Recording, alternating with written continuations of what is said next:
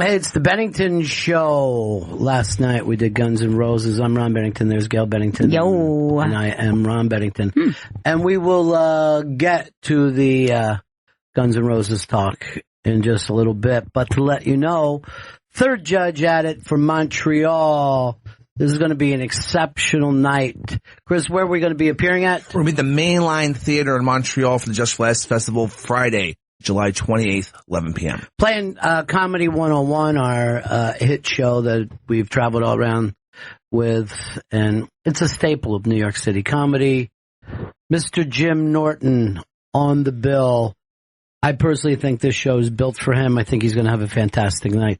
Dan Soder, let's face it, the granddad of the mentors, has played on Comedy 101 more than anyone else. And we just added a friend of mine for over 25 years. He was one of Sam Kinison's outlaws.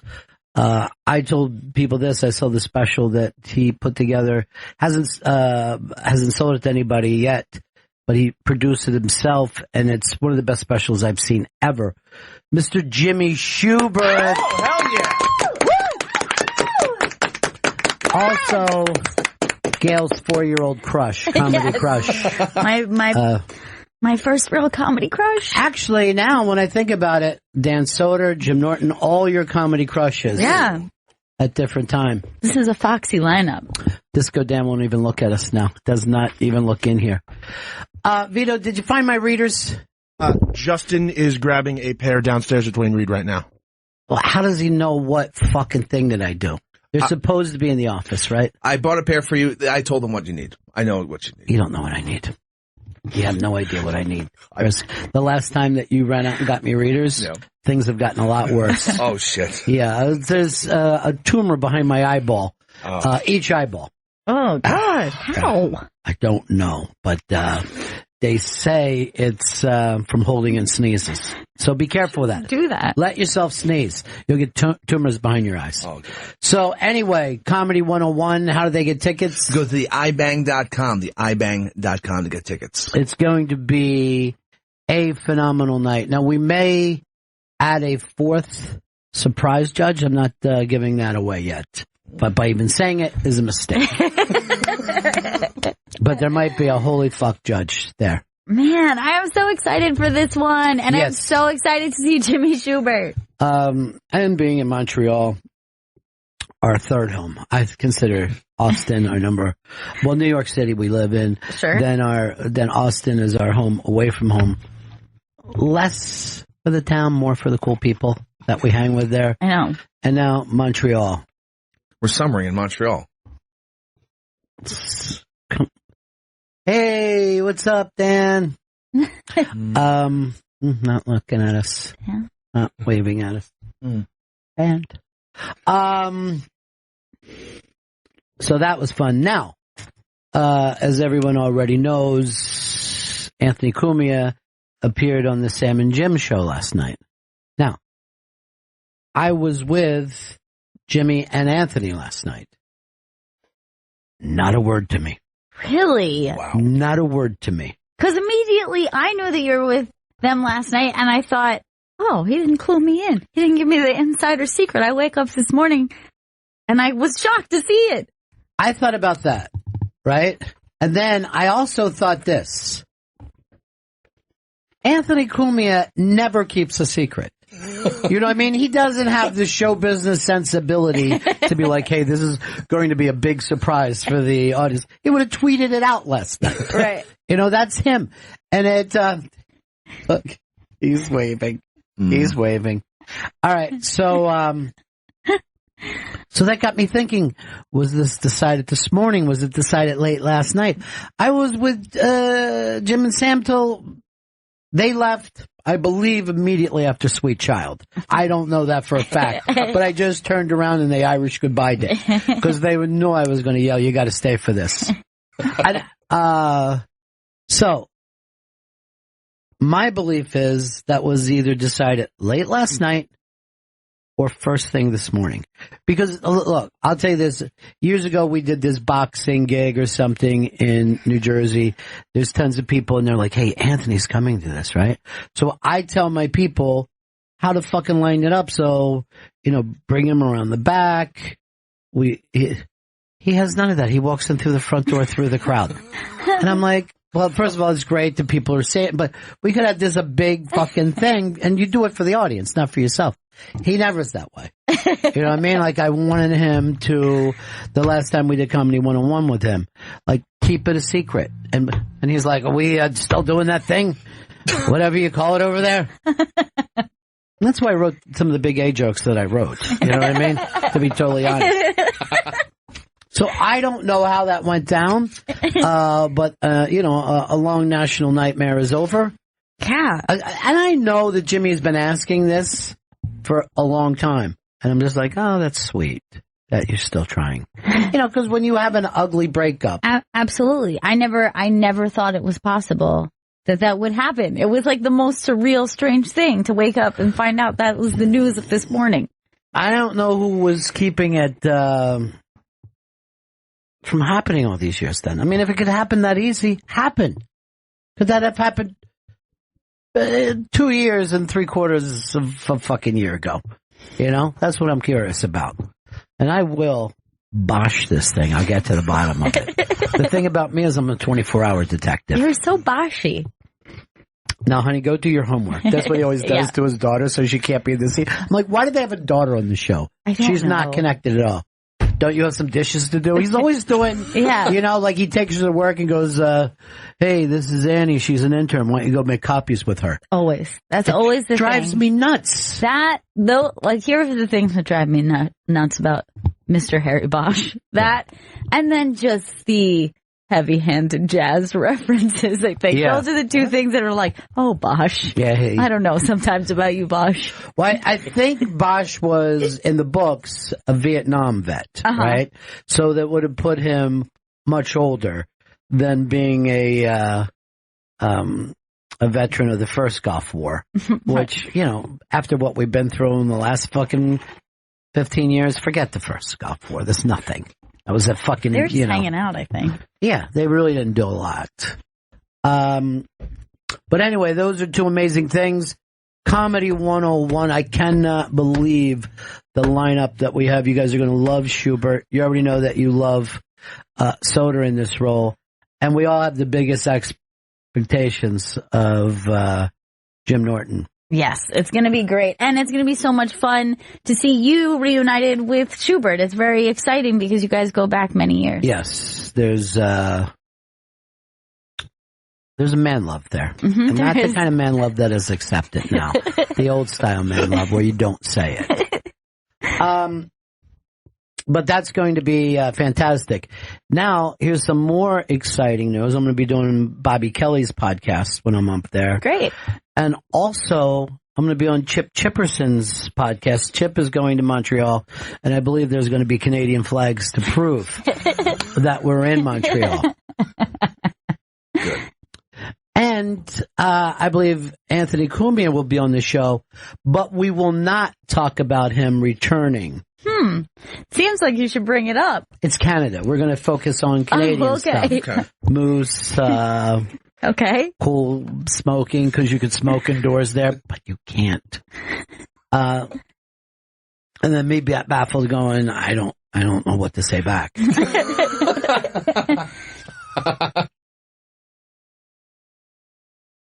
Can't read this thing that came to me. Those glasses should be here very shortly. I thought they were in your office. There should be a pair of I remember buying them and putting them in a drawer. Is that the type of things that, like, if you were, let's suppose I was a doctor, you check on it, right? You wouldn't be like, I know we got a scalpel sometime in the past. So there's a breaking news story I can't read. All right, so Guns N' Roses last night. Normally you think, okay, they're coming in and they're doing this thing at the Apollo and they're going to record, I would say an hour would have been pretty amazing. They did 3 hours and 20 minutes. Yes. They did a full stadium show in the Apollo in front of, I don't know what it is, 1,500 people, which, by the way, is like 400 on the floor, probably. Yeah. You know, most of the stuff is balconies. We were down on the floor, and it just, it was ridiculous. I mean, it would take a while to put this together in my head. Yeah, it was such an exciting show, and I can't stress enough, a stadium level performance, but like feet away from you. Like the kind of situation that you would never think you would be able to see a band that plays at that level, that close up. It was so effing exciting. There was like, the energy was insane in there, because that kind of exciting band, just like energy just bouncing off the walls. Right. It was crazy. These are true rock and roll stars. Yeah. You know what I mean? Like, we have people that are great performers, and there's great artists, and there's great craftsmen. But the number of rock and roll stars is pretty fucking limited, and they are crazy, crazy rock and roll stars. Now, the other thing is that I can't begin to tell you the difference between a Guns N' Roses show now and a Guns N' Roses show in the late 80s and early 90s. In those days, Axl would do a song, go on a rant for 20 minutes about something that fucking pissed him off with the promoter or the city, told somebody to put a fucking camera down, jumped into the crowd, hit the guy with the camera, punched a security guard, then left the stage and yelled, "Fuck you," wherever that town was. And people would riot, and it would be crazy. And believe me, there was a certain excitement to that. There really was. Sure. Because you didn't know what you were going to get with that fucking band. They were the least professional band that you can imagine. They were just the least professional. The band that I saw last night was the most professional band I've ever seen. Well, I would have never believed that band would have been that professional. By the way, the band was drunk, high, fucking nodding, whatever. I mean, they were just, out of it. And I used to think, dudes, this comes later in your career. Like, get the fucking full audience now. And later in your career, be fuck-ups. They went just the opposite. They're the most that was like seeing a play. You know what I mean? Right. Every music cue was timed. Axl is doing these weird costume changes. Fucking instruments are showing up and leaving. He doesn't talk to the audience really at all. I think the only word that he improv'd all night was intimate. He just looks, and he was kind of weirded out and just was intimate. But they weren't like, I can't believe we're here at the legendary Apollo. None of that stuff went down at all. You saw the play. Yeah. You saw a rock and roll play. Now, here's what surprised me. There were songs that really moved me, were not the songs that I expected to move me. You know what I mean? Like seeing Welcome to the Jungle Again or Sweet Child of Mine. Those things were nice. Yeah. But not on the same level of some of the surprises. Like, oh my God, this fucking song is better than I ever gave it credit for. Yeah. And like I felt like the crowd felt the same way. Like the energy they were getting back from the crowd was, everybody was so excited to be there. And the crowd was popping for every song. Yeah. Like it's not one of those things where, and like they have a ton of hits and a ton of recognizable songs. So even if you're not like, every Guns N' Roses song, like you're going to have fun at least most of the time. But this was every single song. People were like floored and excited, from their own stuff to covers to everything. I think they did like 27, 28 songs. Yeah, it was and jammed. Yeah. I mean, fucking Slash was flawless. Amazing. That band was amazing. Just out of this fucking world amazing. And Slash, like, looks so good still. I mean, he doesn't look any different. No, really. He looks exactly the same. Now, Axl looks different, but there's this I'm just saying to you in the most positive way. He reminded me of Sam Kinison at his peak. Sam Kinison would stalk the fucking stage, right? Yeah. And Axl was doing that. Axl looked like a predator on stage. Like pacing around and like running from thing and dancing. Like he had tons of energy, and like I think the best moments are any time that he was like hamming up the character and he'd lean in over the audience and like give that like signature like expression, like that eye, like cock his head and eye the audience, and everyone would just go fucking ape shit. It literally was that thing like, yeah, can you believe it? It's Axel. Yeah. It's like if he would have said to everybody, are you fucking going nuts that I'm here? Because I am.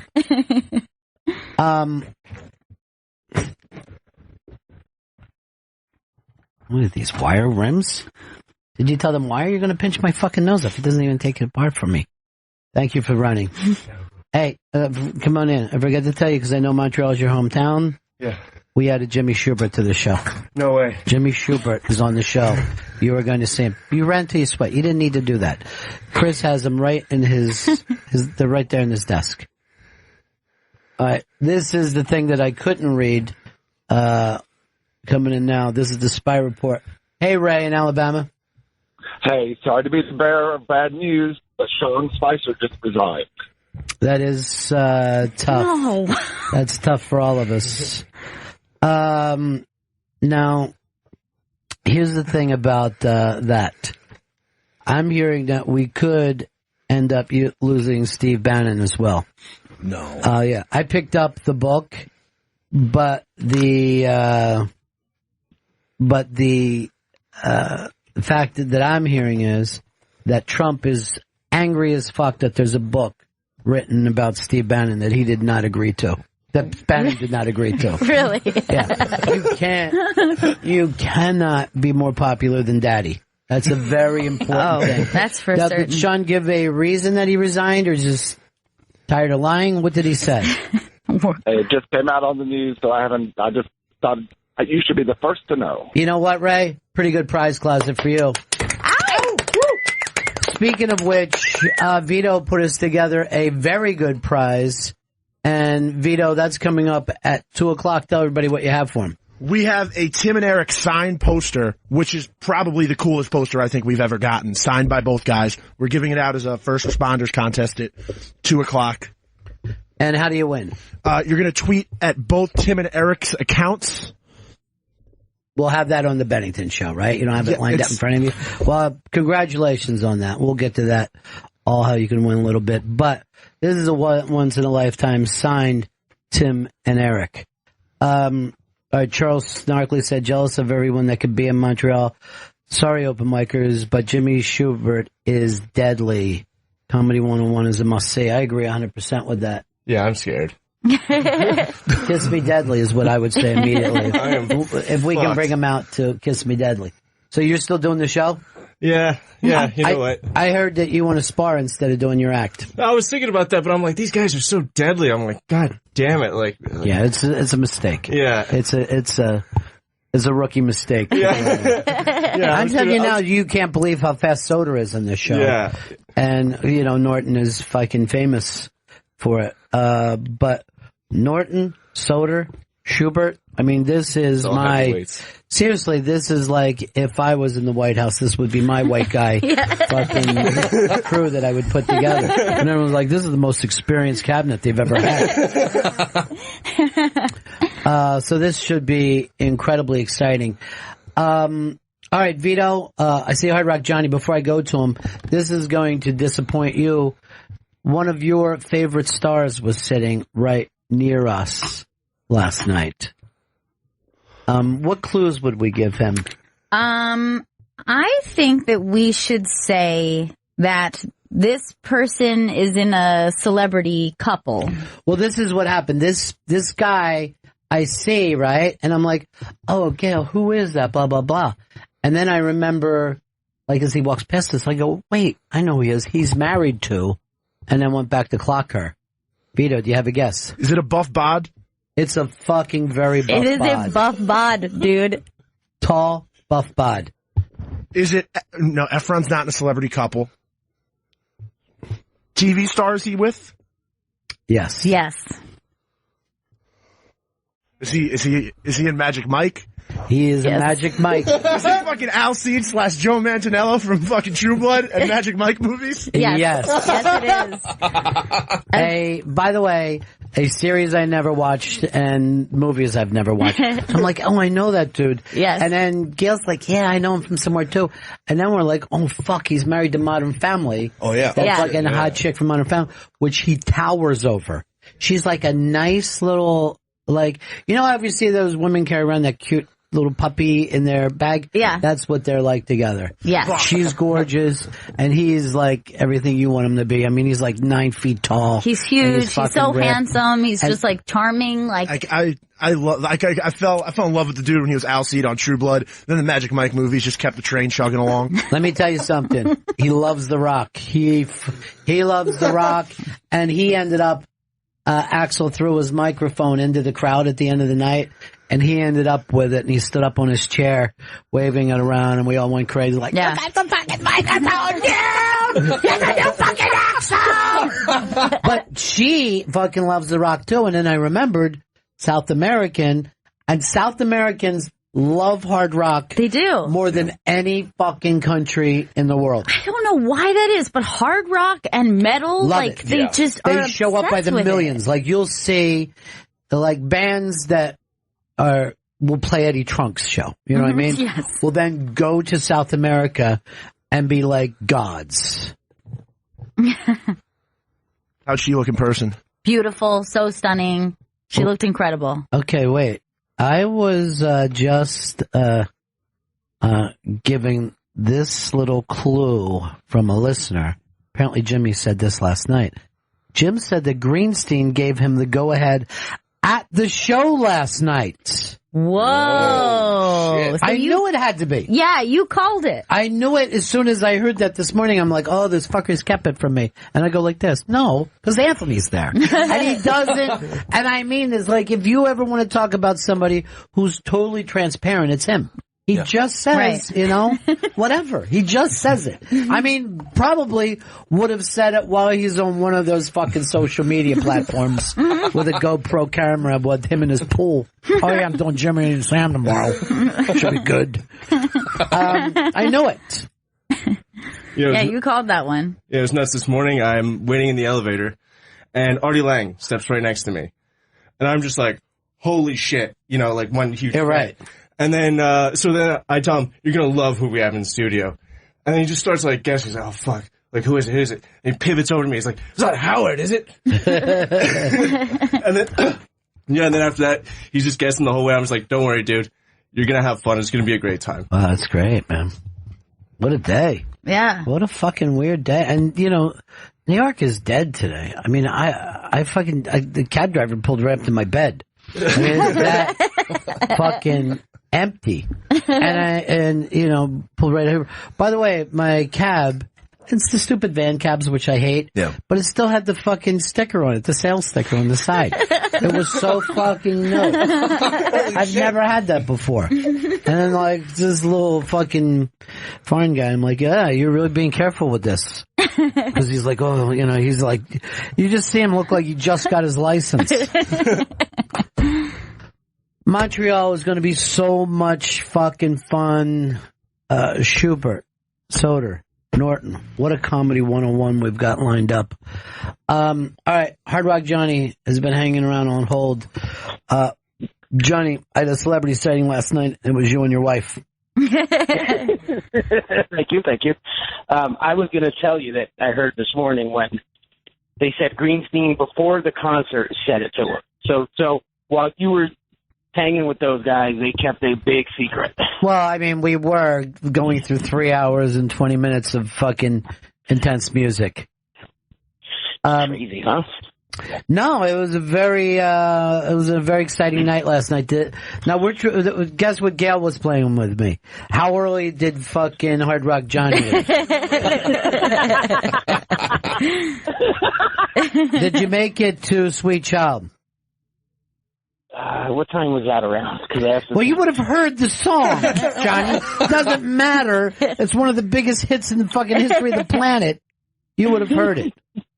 I'll say that we did not see any cover songs. Wow. Oh, yeah. Why do you waste people's tickets? You know how many people would have loved to have had that? Yeah, we're not big on that, people. Did you even, seriously, did you even get the Kills? I saw the entire set of the Kills. They were great. Yeah, they were great. They were really good. That chick is so fucking sexy. Yeah, it was a good. They were good. Much better than I thought. By the way, did you at least get them to say It's So Easy? Because that was the opening fucking song of the night. It's always there. All right, Gail, what was your favorite song of the night? Guns N' Roses. This is really difficult, but I believe that my favorite song was one of the covers that they did. Oh, I know what it was. What was it? Was it Black Hole Sun? It was Black Hole Sun, which was crazy to hear him sing that song, and he killed it, and it was particularly poignant yesterday. Yeah. So yeah, it was great. All right, I'm gonna give you a cover song that this has shocked me twice in my life. I never liked the song. The song is a movie theme, right? Mm-hmm. Never liked it. Just thought, cheesy. Then I saw the original artist do it, and I'm like, this is fucking great! Right? Went back to never liking the song again. All right. Saw GNR cover it last night. This is fucking great! I don't know what it is about this song. Live and Let Die was fucking amazing. Yeah, that was a really exciting moment. And that was a moment that, like, again, I felt like I was looking around and just feeling like the vibration from the audience like coming back. Like, it was super exciting. But, all right, I'm looking this up now. 29 songs somebody wrote to me that they did. 29 songs. 3 hours, 20 minutes plus of that song. I'm going to be honest. I think that's more songs than we saw them do at the stadium. Yeah, it's a longer show than we. Absolutely. Yeah. How would you know, Johnny? Do you leave at the same time every time? Well, I mean, I do understand the concept of time. I mean, do you? Because you'd have to hear about it like anyone else. All right. I listened to it on the air on the way home. It was great. Do you listen to the post show with Eddie Trunk? Being upstairs was cool because the balcony was absolutely bouncing up and down. And it was right on top of them. The balcony in that place, it's very you're close. right above Axel's fucking head. Holy shit. I mean, it's, this theater is 100 and some years old of doing live shows, so they were doing shows before amplification. You could go and see swing bands play here, and every major black act in the history of the United States has that's their number one. We got to make it at the Apollo. We got to do it at the Apollo. The history is ridiculous. I mean, we could spend weeks of shows just talking about who was there. But, like Count Basie was the fuck, I mean, you're going back. I'm not making that up. It's fucking Count Basie. Yeah. So to be in any seat in that place would be it was thrilling amazing. just before the show started, just walking around that theater, because that's all the years I've been in New York, that's the first time I've been inside that theater, and just even pulling up and being like, oh fuck, like I'm going to the Apollo, this is like really exciting.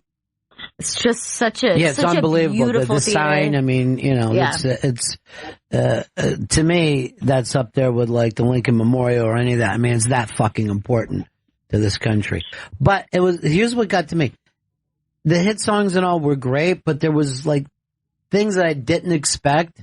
A song that I never was a fucking fan of, Estranged. Yeah. That fucking song was so great. I mean, it was amazing in that room. It was amazing. It was like seeing that one song was like a movie.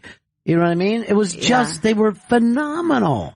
And like, also I have to say, like, I don't think I really understood how great Axel, like, that he's like this terrific frontman, but when he sits down on the piano, like, I actually thought he was even better than the last time I saw him. Like, it's really crazy. He's way better than when he wrote November Rain. He's way fucking better. Like, watching him play that song, I was like, fuck, he's so talented. It's crazy. Here's the truth. Like, all those years through Chinese democracy that we were like, what the fuck is he doing? Why doesn't he just put out albums? He was fucking working on something. You know what I mean? Like, there's some weird fucking thing with him that's obsessive and strange. Mm-hmm. And you can see why some people are rock stars. That's a fucking rock star. Literally is a rock god. Yeah. They also did a cover of The Seeker. It's so good. Unbelievable. It's so good. It was Unbelievable. like a really cool moment too. All right, Johnny, I'm trying to figure out where you left. Did you even see Civil War? We did. I think our last song was Estranged, which my wife was very excited about. You know, when Eddie said, "Who here saw this band at the Ritz?" My wife, of course, raised her hand because you know we grew up in this area, so we saw these guys in a small place like that. But obviously this was I'm gonna say something. So we got to see that. All right, Johnny. First of all, I'm going to give you two things. Number one, it's a radio concert. Don't raise your hand. Yeah. Two, Estranged was in a 29-song show, 7 songs in. Come on, Johnny. What are you doing? Johnny missed 22 fucking songs. No. Seriously. Holy shit. You missed 22 of the 27 songs. And he had phenomenal seats. Wow. He's on the balcony, third row of the balcony. I went down in the front to, well, first of all, I was clocking the mom from Modern Family. Sure. And then I looked up to see if I could see Johnny, and I saw his seats. He was waving to me. I'm like, fuck, those things are amazing. They're really, it's right, like the stage is here. And you look straight up, and the fucking seats are. Yeah, I mean, if you were to shoot this as a concert film, that's the angle you want to see most of the show. You know what I mean? Like it's perfect view of the whole stage. Well, are you saying the first 7 songs of the show? I have some great photos and videos of the first 7 songs. They were tremendous.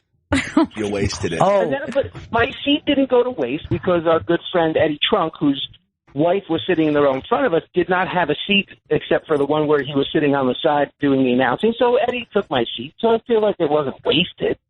no one said it was wasted. It was wasted for you. It was your experience.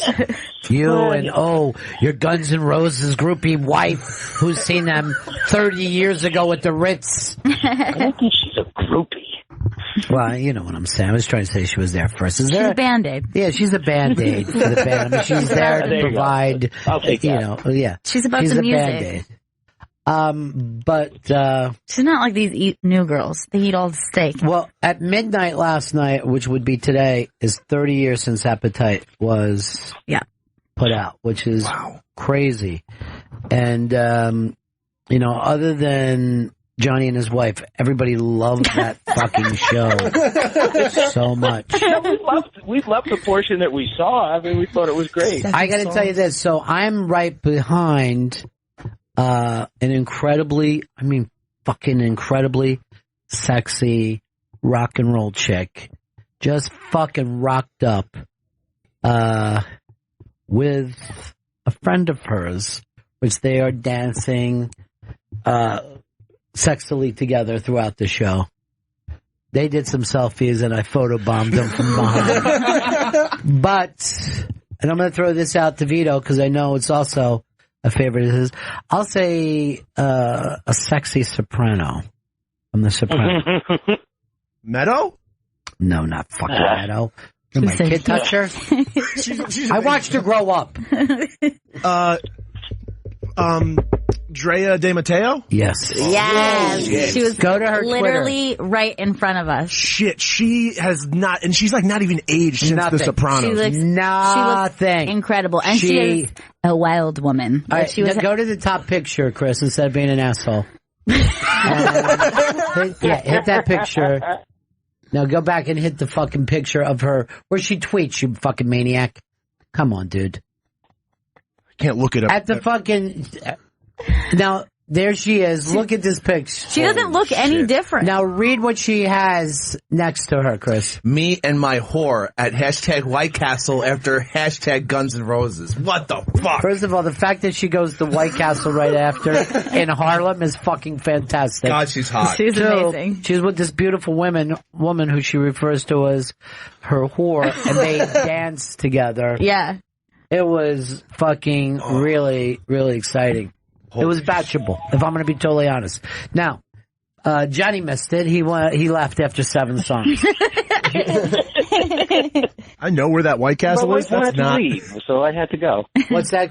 I know where that White Castle is. That's not in a good part of Harlem either. Dude, I don't know, man. Harlem is very fucking comfortable now. It's more east. Like West Harlem is like, West Harlem is fucking great up until like That's fucking racist, dude. What you're fucking saying? He calls it great. He calls gentrification great. No, I'm just saying. Gail and I caught a green cab to go back downtown, and the guy, like, he drives, he's on the west side, and then goes down to like 118 and just drives this little fucking street across, and I'm like, well, hope he knows what he's doing. I'm like, I got $400 or $500 on me. I don't care if I lose that. But it really did, for a couple minutes, have that, like, I guess I'm more racist than I thought I was. Like, I thought I wasn't that racist. I'm pretty racist, though. I mean, I want to change. Yes. And in many ways I have. But can we get on one of the major streets? And why not go down, Yeah. Why don't you just drive the west side down to 92nd and make a left? I don't like What are we that doing at all. on 118? Fuck that shit. And then the moment we cross the 110th Street, start to act like myself again. Start to talk a little bit. I'm like, yeah, Gail, it was a good show. Before that, I was going like this to her. Shh. What? And fucking bring a lot of attention to the cab. But, that's because, well, there it is.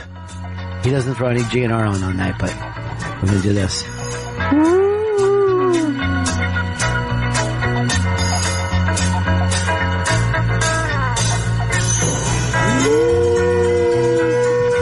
Someone wrote, holy shit, great seats. No, the whole place is great seats. I think Johnny can attest to that. Am I right, Johnny? Mm-hmm. You're anywhere, if you can see anywhere in that fucking place for 7 songs, it's amazing.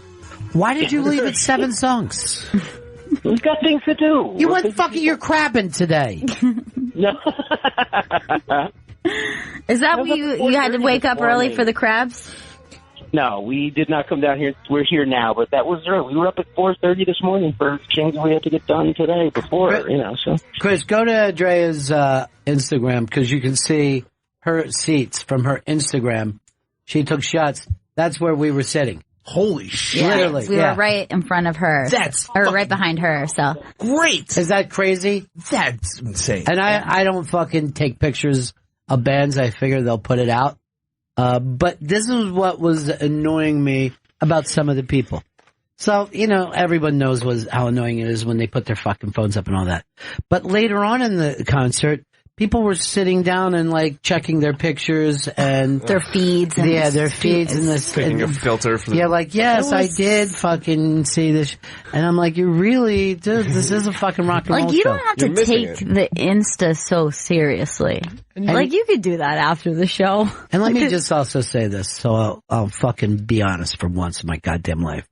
These were not millennials doing this. These were people who knew better. Yeah. These were fucking baby boomer rock and rollers. And I was watching them, and I'm like,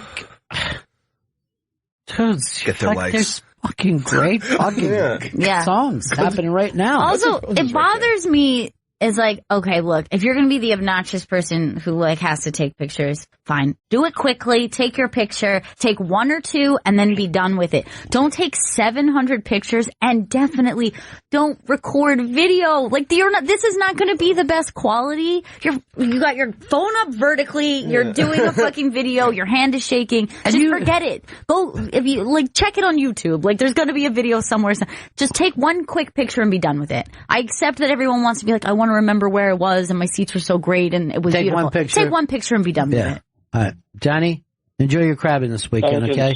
By the way, my nephew went out in I believe it was Chester River, right down near the Atlantic Ocean in Delaware. 2 bushels. 2 fucking bushels. Yeah, they look great, Yeah, too. they were just fucking great. So it's a big year for crabs. Crabs are back. They're running. I've been hearing, crabs are running like I've been hearing my entire life. Crabs are coming back in this. Vinny, what's up, buddy? Listen, Ronnie, just a question. Yeah. That show last night was advertised as a show for the Sirius subscribers. Yes. how many actual subscribers are at that show? Because it doesn't sound like there were any empty seats there left over for any of them with all the celebrities that were there. Well, first of all, to be totally honest, I mentioned every fucking celebrity that was there. And the only show hosts that were there were me and Gail and Jim and Sam. Neither of us, and none of us got a +1. The first 3 rows were all the fucking big winners. They got the best fucking seats. And then this was like the old fucking...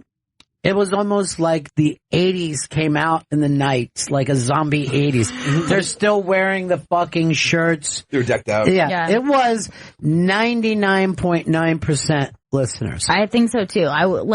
There were very few people. There was no red carpet. There was no, like the Springsteen was amazing red carpet. It was like being at the Oscars. This was like fucking, and Gail and I talked about this all night because people flew in for it. And we said, what a smart fucking flight to take. You know what I mean? What a smart vacation to take for yourself. Because you will never see that band with Slash and Axl together in a venue that size. It was cool. I just heard that Baba Booey was there and Noah Syndergaard was there. Yeah, I mean, people who work, Baba Booey works here, and, you know, there were, there were people like that here, but I didn't even see a lot of people from work. None of our staff was invited. Matter of fact, I was asked if they would not even be in Manhattan last night. But we didn't have an after party at the Red Rooster like we did with Bruce. I mean, that was a star-studded event. This was a fucking true rock and roll event. Yeah. I mean, to be totally honest, this is the show that you wish you could have seen, let's say 27 years ago, 26 years ago, 25 years ago. But these guys are totally sober now. They're fucking really great musicians, better musicians than they were. What they're not is young guys that you're catching as the young lions. But they're giving putting everything out on the stage too. 100%. So they're better musicians, but then it was like a full professional situation. Like they were completely thrown into every song that they did.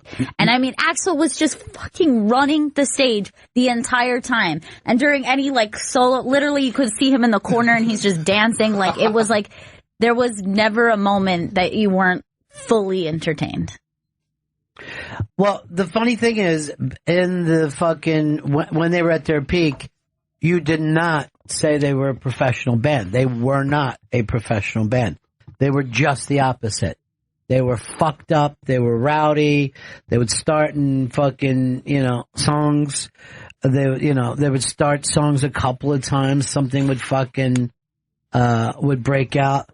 But it was anything that you would have hoped that they could do at this age. You know what I mean? You could sit there and go, why weren't Axl and fucking Slash doing this for fucking years? Yeah. You know? I mean, Duff was fucking amazing. But then the guy, what's his name? Dizzy, I can't think of his last name, that they brought in to do keyboards years ago. Yeah. And was with Axl throughout the years. He's just fucking phenomenal. That other chick on keyboards, fucking phenomenal. Great. She was so fun to watch, and the rhythm section is just, I mean, it's nuts. And you're honestly, you look at any one of those individuals, on the stage for 3.5 hours, just working their ass off the entire time. Yeah. Even if you were just watching her, 3.5 hours, she never stopped moving. She was never not just killing it. Literally, it was stunning from that point of view that there wasn't a music cue left. Axl was doing his I'm changing into other great shows. And at one time, he just came out. There was a movie called Partners, made in the 1950s, where Jerry Lewis was a rich Easterner. And he went out west and wanted to be partners with the cowboy, Dean Martin. And he dressed up what he thought the cowboy would look like. And that's what Axl did for one song last night. He just came out with a ridiculous cowboy suit on. Yes, you know, the full costume changes the entire time. Like, That's awesome. Like the hats to different colored flannels to different shirts to different leather jacket to white leather jacket with fringe on it. Like, it literally was like throughout the whole thing. It was like every other song he changed. It was crazy. That's fantastic. And, you know, when Vinny called and was busting balls about, you know, it was more of a celebrity thing than, you know, they faked it for the listeners. It really wasn't in this case. I mean, I would tell you if it was. I would mention, Ezra was saying 30% white of, Harlem has changed. Yes, we know. But we were probably 20% white where we were. And I brought up, it was just our own thing of, oh, this looks like old Harlem. And there's no reason for it. There was no fucking reason to have that thought. But you should catch yourself every time you do have that thought. You should point it out to yourself. Don't suppress it. That's how it festers. Dizzy Reed was the keyboard player. Yes, thank you very much. Liz Sets Fire says there's a picture of her hanging with Johnny Corndog. I love them both.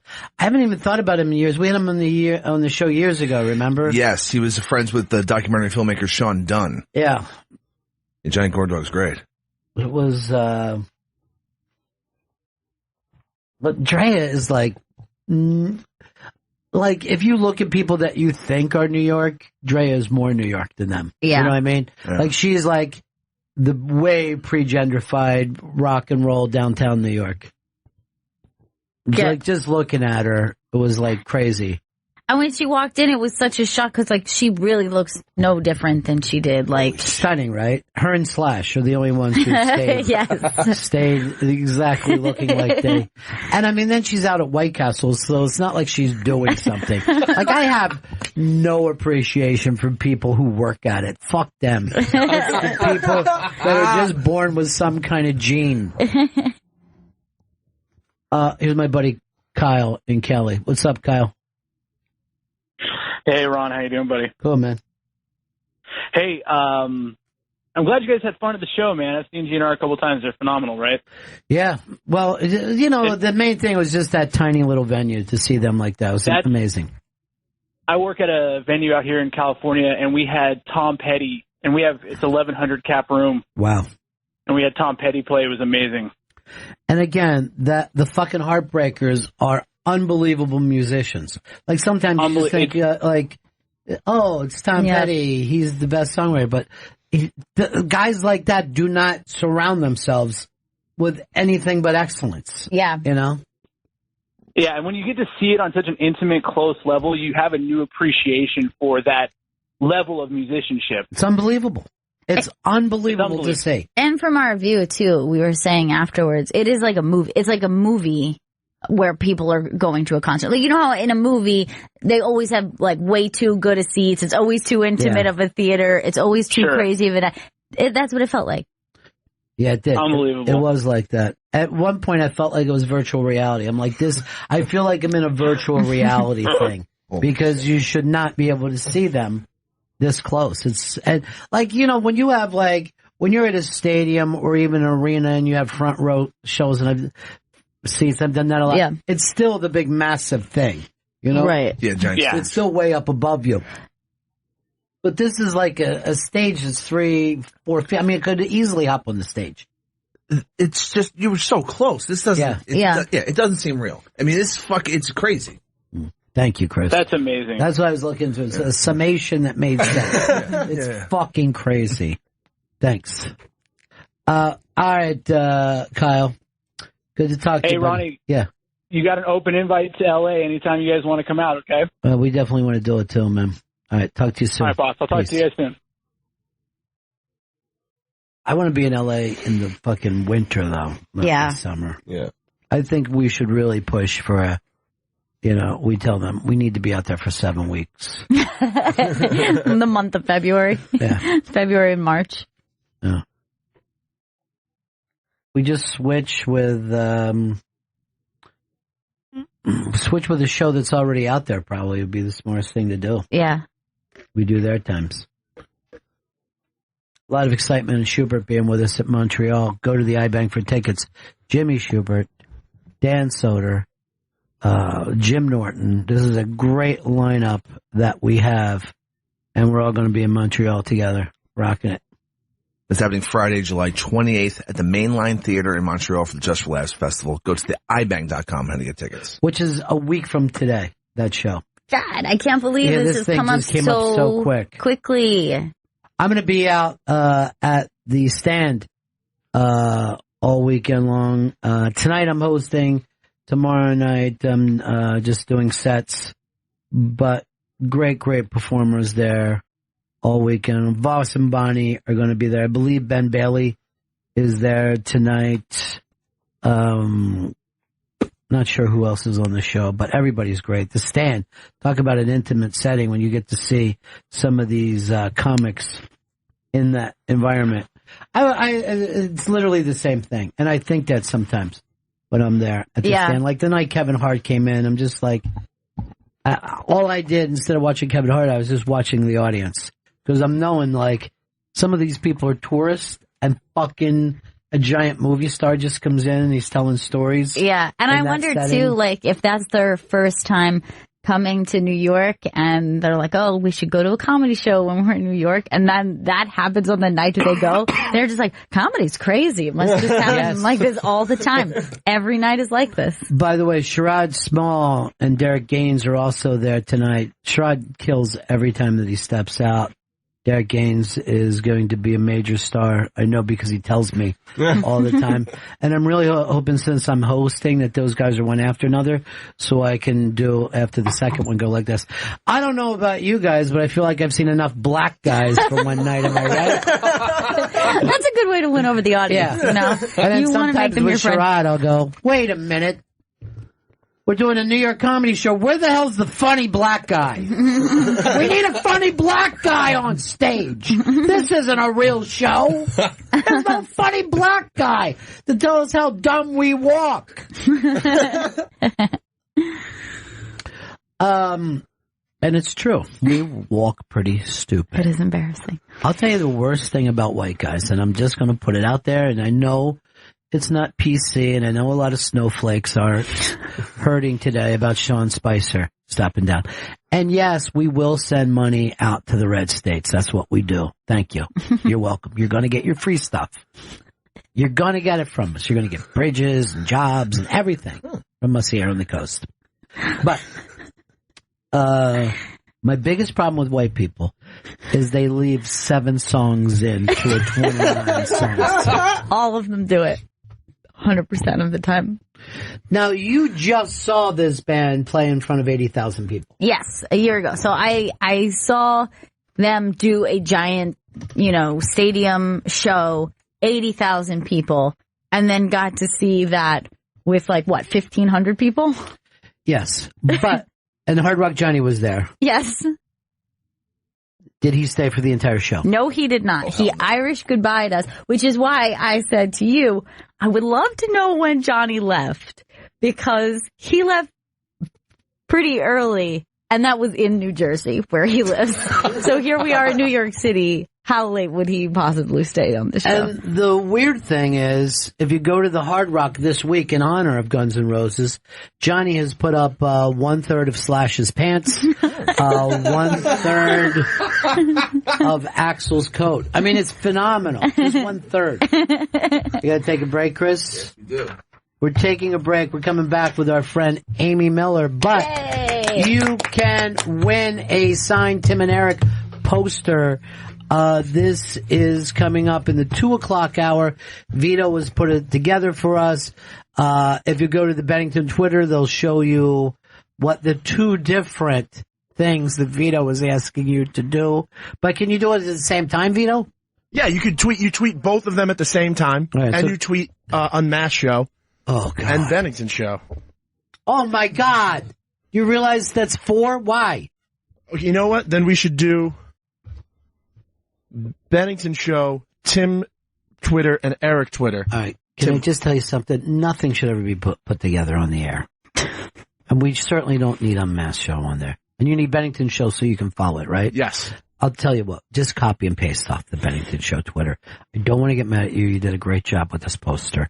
Never even occurred to me to get those that. If you're a fan of Tim and Eric, and by the way, there's always different kinds of fans. There's fans that feel close to the thing. But I felt in that room that the Tim and Eric fans were just like, you know what I mean? Like they were stunned to see Tim and Eric sitting down and talking like people. I couldn't believe it. Yeah. They were real humans.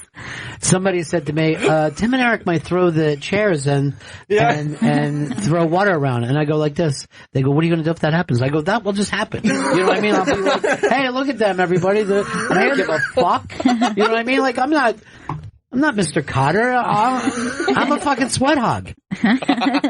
So if they do that, that's what they do. And I'll be, look, everybody, they're throwing their chairs and they're throwing water around. Going crazy. Yeah. What would I care? Instead, they sat down and talked about their work, and their work is very fucking, it's interesting how much effect it's had. And it was only during a lot of research that I had to say to myself, okay, you underestimated these guys when they came in. You just thought that they were silly, goofy guys, and they're really creative and they're really interesting, and they're also silly, goofy guys. Yeah. You know what I mean? Like, that's, you can't take that off the table. But there's also a tremendous amount of creativity that's taken place over the last 10 years. And everyone is ripping them off. Oh, absolutely. Oh, yeah. There are quite a number of shows that you think, oh, this seems familiar, or this is totally in their style. Yeah. And when they came out, you know, it took a while for people to wrap their head around it. Like, there were some people who gravitated towards it right away. Well, now you see it all the time. Chris was one of the guys who ripped them off with the Davey Mack Sports Show. Oh, that was a Tim and Eric salute. And it's okay to mention it now, Chris. And High Society completely rips off Bennington. Completely. Like, he's not saying a word. Because you know why? I'll yell out exactly how much money you got. And I will fucking make sure that check never gets written. I can't comment on that. You know what? You have the money. Yeah, I have the puppet strings. And that goes on indefinitely. What do they say in legal? It's something. In perpetuity. That's it. They want me to mention that Saturday night, Rich Voss, Bonnie McFarlane, Ron Bennington, Pete Lee, Monroe Martin, Aaron Burke. Jesus Christ. Ooh, that's a great show. That's a really great show. There is Aaron, for some reason, let someone draw a fucking comic thing of him. And he hosts a Monday night show, and they put up this, like, drawing of him instead. And it looks like a weird kid's science fiction idea of an alien. I don't know why Aaron permits it. Right back with our good friend Amy Miller. This is Bennington. It's the Bennington Show. I was under the impression we were going to do a Tito's commercial right there. Didn't we just say Tito's? I can't hear them. Something's really wrong with me. Yeah, I got a special surprise for you. What is it? Your favorite comedian in the whole world, Amy Miller, is here. Yeah, your friend! Amy Miller's back! Hi, guys. It's so good to see you all again. It's good to see you. Unfortunately, Spencer's birthday is today. His family took him to Miami. I know. Of course they did. We were very sad to realize that you were not going to be here for your Spencer reunion. I know. What a privileged young man. Well, he's earned it. He's so lucky. He's earned it. He's 21, and most of us remember our 21st birthday where our parents would take us across the country to Definitely. South Beach. I was hoping to hear his new voice. Yeah. Yes, that's right. Spencer's here. Very professional. Yes. New voice that he does. Alpha. Yes. Very alpha. Very alpha. It scares me. I'm a beta, as you know. Good question. Good question. Good question, and also, I have to think about that one. It's kind of his go-to responses when he's thrown by something that Ron says.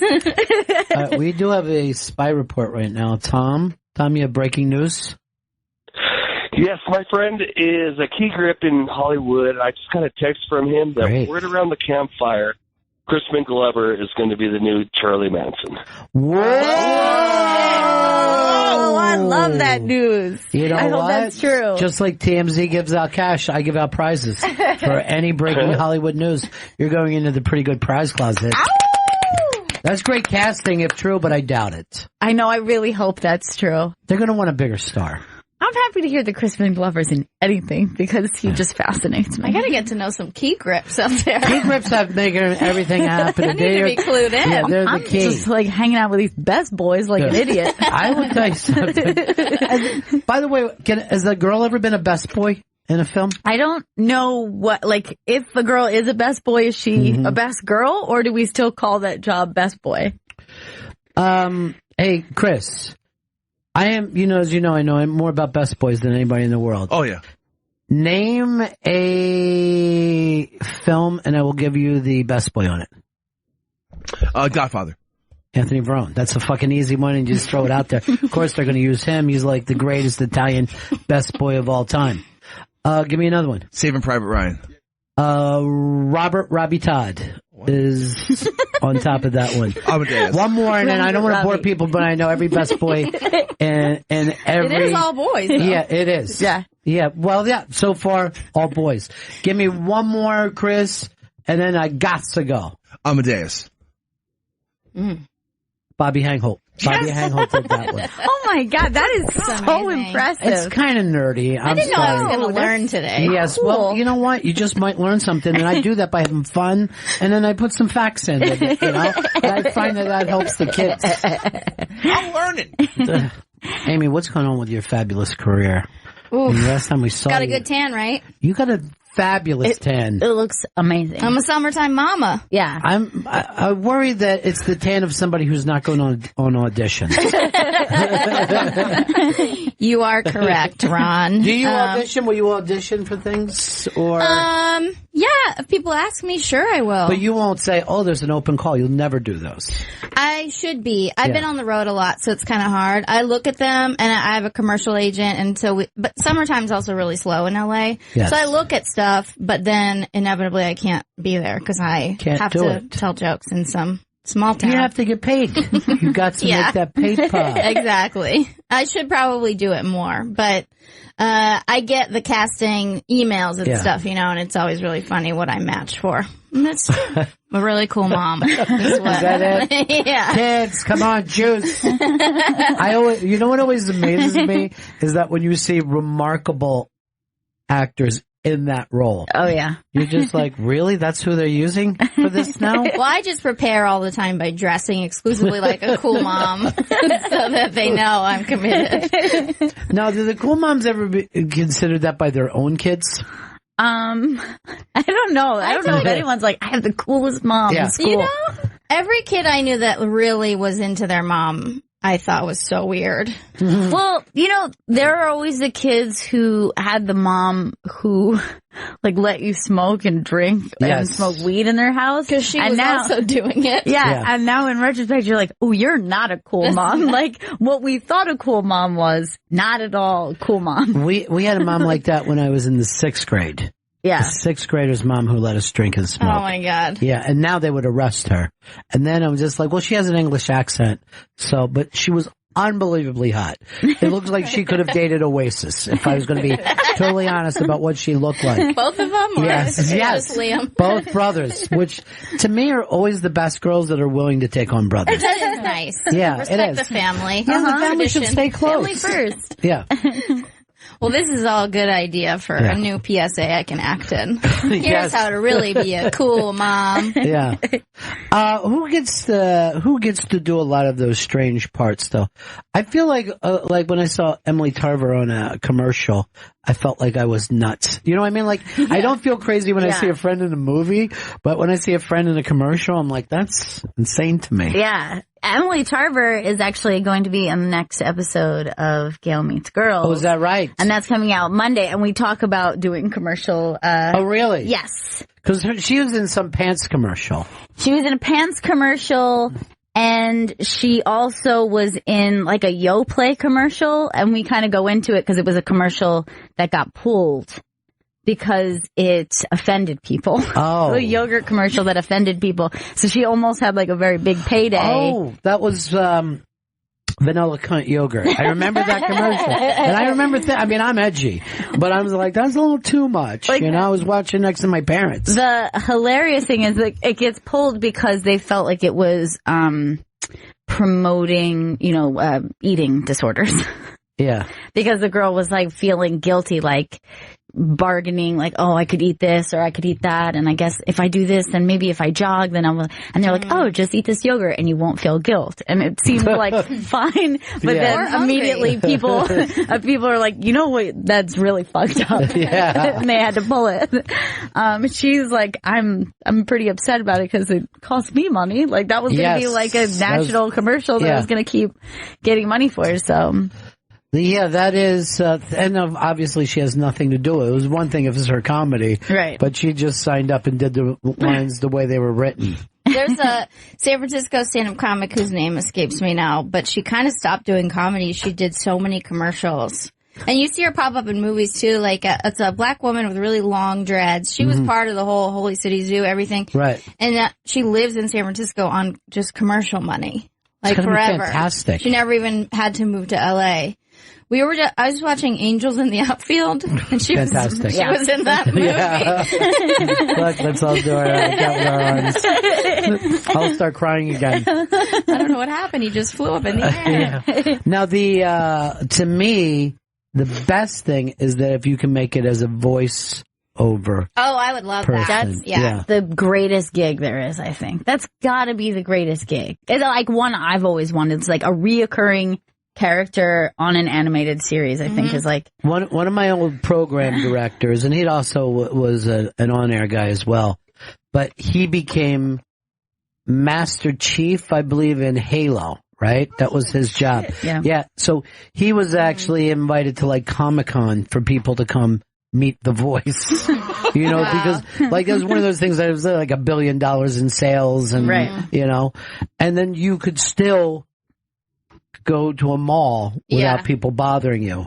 Well, voice actors in LA are pretty salty right now because comics are getting so many of those jobs. Right. There's always been a couple people that did, like Tom Kenny and stuff that are like iconic cartoon voices, but now they're like all going to stand-up comics. Yeah. And voice actors are like, I trained for this. Right. Well, what happened in Bob's Burgers was like, I think the first time they went, no, don't do any voice. Just do your regular on-stage voice. And it worked out perfectly. But so they're losing those kind of jobs. And then they've lost the big movies to movie stars a long time ago. Where suddenly like Tom Cruise is the cat. And you're like, oh, I want to do something my children can enjoy. Right. I see people saying that all the time and I'm like, come on, shut up. It's commercial stuff too, because every time, like TJ's that big ball of snot or whatever. And you hear a car commercial. Yeah. It's always like some SNL person. But TJ is always TJ. Yeah. Like even if he's a ball of snot or he's an emoji, like in this new, he just plays TJ. Who's a commercial on yesterday? Oh, that was Susan Sarandon because it was just like popped on. I was like, that's Susan Sarandon's voice right there. Like, there's like so many celebrity voiceover. Well, me and your mom play a game when we watch TV to guess the celebrity all the time. Yeah, I feel like Allison Janney. Yeah, great. She is one of my favorite voiceover people ever. I love her. I hope you get into this though, Amy. This is what I want Thank you. Let me manage your career. That pays me right now, I'll do. I'm almost on the verge of prostitution, so first of you all, want to be the pimp, then you would not believe the connections I have in that field. I would believe it. Yes. Well, first of all, I've got Anthony Cumia. I got Anthony Cumia on speed dial.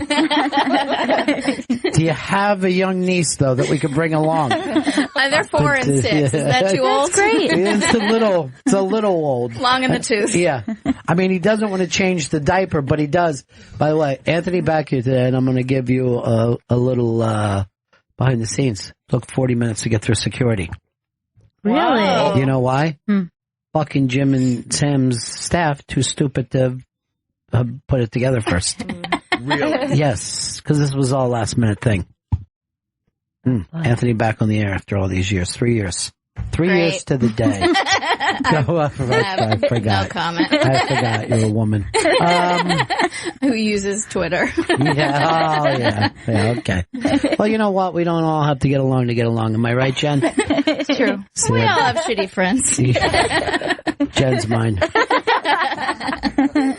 I don't even want to play the song. Is there just one gossip thing happening today? Well, there is. Yeah. There's a few, actually. Yeah. But probably the craziest one is that Kanye, before he dated, got married to Kim, there's this story where he hooked up with a transgender woman, and she wrote a book about it. Can I just say this? All black guys have done that. It's 100%. It's a down low. Yeah, I think a lot more guys in general than you would. Yeah, now it's way more acceptable. Mm-hmm. Yeah. Where who's always saying to us, "No, I would never date a man.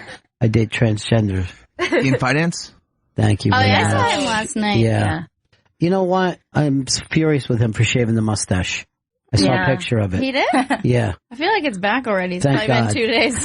Yes. He really does grow a very quick mustache. I saw him on Instagram not too long ago just shaving it, so I guess it's already he was shaving it on Instagram? Yeah. Brilliant. He had just shaved it. Brilliant. I'm tired of the Weird Al jokes. I don't know. I don't get enough of them. I know. It's the perfect look for him, so I wish he would never... He's the best. Yeah. I love him. Yes, it's true, partly because I missed the 70s. But other than that, because look at him, he looks like any 70s album cover for a comedy. It's true. I don't want to see him shaved, though. No, it also looks a little too much like Ari. If he cut his hair, interesting. Yeah. I didn't even think of that. He's got to keep the facial hair. Now I want to see Ari grow a big mustache. Can he? You mean religiously? I'm not sure what happens there. Think you have to be married or something? Right. You know how the Amish, like if you see an Amish guy with a beard, he's married. That's a wedding ring to the Amish. Is it the same with Hasidic too? I think a beard means married, and if you don't have a beard, you're not. Or am I confusing the Amish with the There's no difference Hasidic? Between the two. There's no difference between. This is a terrifying video of his mustache close-up. There he is shaving it. Maybe he's just kind of thinning it out. Well, look at his crazy chest tattoo too. I know. He has look at how cool done a lot of hallucinogenic drugs. It looks like he's about to kill himself. He hates it already. What a beautiful set of chompers on that I know. guy. He does have really nice teeth, which I didn't appreciate. Yeah, with the mustache. Yeah. Oh, see, now you go. He's hilarious. Steven Wright looks great. Yeah, he does. He does. One-liners. Amy Miller's in studio with us. She's performing at the Standing Room in Long Island City tonight and tomorrow. Go to thestandingroomlic.com for tickets and showtime. And check out her new podcast, Who's Your God, in iTunes and Stitcher. And on Twitter, it's at Who's Your Godcast. By the way, do you know his, and I'm talking about Ian's secret for those great teeth? Transcom. Just plenty of Transcom. Okay, great. Keep you Does it have to be Transcom? Because I don't have those teeth. It's got to be trans. Trans and trans only. All right. It's magic. Well, I'll tell my boyfriend. I'm really into self-care, so I'm gonna write that down.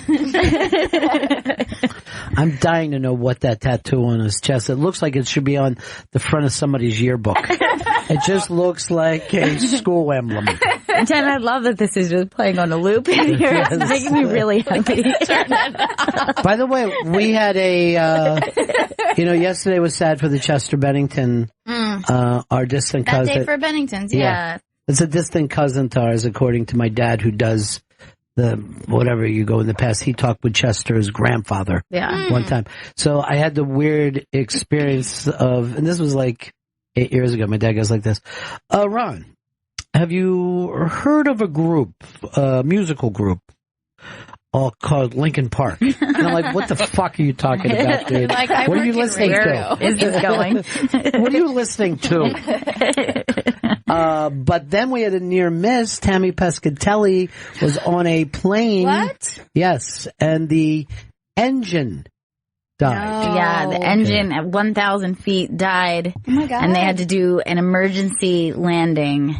And I was texting with Tammy. She had put it out on Twitter, and I started texting with her, and the whole experience sounds... It's so scary. Absolutely insane and super scary. Oh, there's going to be some good jokes about that. Yeah. Oh, Delta? Okay. Can't fly any of them, basically. Yeah. There's not. Well, what is the headline there? It's up on the iBank today. It says Tammy Pescatelli live tweets as plane engine fails. Ooh. We were. Oh yeah, she threw out a pray for us, and I was like, Tammy. I immediately texted her. I saw engine fails at I'm on Delta flight, blah blah blah. Engine fails. Pray for us, and I immediately picked up my phone. Like, Tammy, where are you? That's something I always wonder about. Like in that moment, which social media platform would I use to reach the most people? Yeah. Do I text my mom or assume she can find Twitter somehow? Right. I think you gotta go Twitter. So, Gail calls me and Gail's like shaking. She goes, look, everything's all right. I'm like, okay, my dad again. And then she's like, but Tammy Pescatelli's plane took off and then stalled. And I go, like her career? And then we had a good laugh. Because it's not true. She's got a wonderful career. But I wanted to feel better. Yeah, I wanted to feel better. That's how he deals with terror. Yeah, I got her. Just at the right time. She deserves it. What are you doing in New York and how long are you hanging around? I've just been kind of doing some shows and also out here for something I can't tell you about on air, but I was at the stand all week, and I'm moving to the standing room this weekend because I'm not famous enough. But yes, I might come see you. I'm sad I wanted to be on a show with you, but I want to do a show with you too. How long are you going to be around though? You going to be here next week? I'll be here until Wednesday. Great. Yeah. You should come back in too if you can. Oh yeah, I'd love to. I'll be here Monday, Tuesday. You guys leave Wednesday, right? Oh, yeah. That's right. I forgot. Now, have you done the standing room before? Yes, I love it. Sweet Sal. Yeah. You've been over there, right? Yes, I have been over there. It's interesting. The wall is right in front of you as you perform, and it's a small room, but the laughs just explode because there's nowhere for the sound to go. And you're like, I'm fucking killing this And shit. then people are like drinking out of light bulbs and shit. Yes, it's very... It's kind of a high stage, so it's like hard for me to gracefully enter. Yes. Especially in a skirt. Yeah. Someone's like 2 feet behind your ass.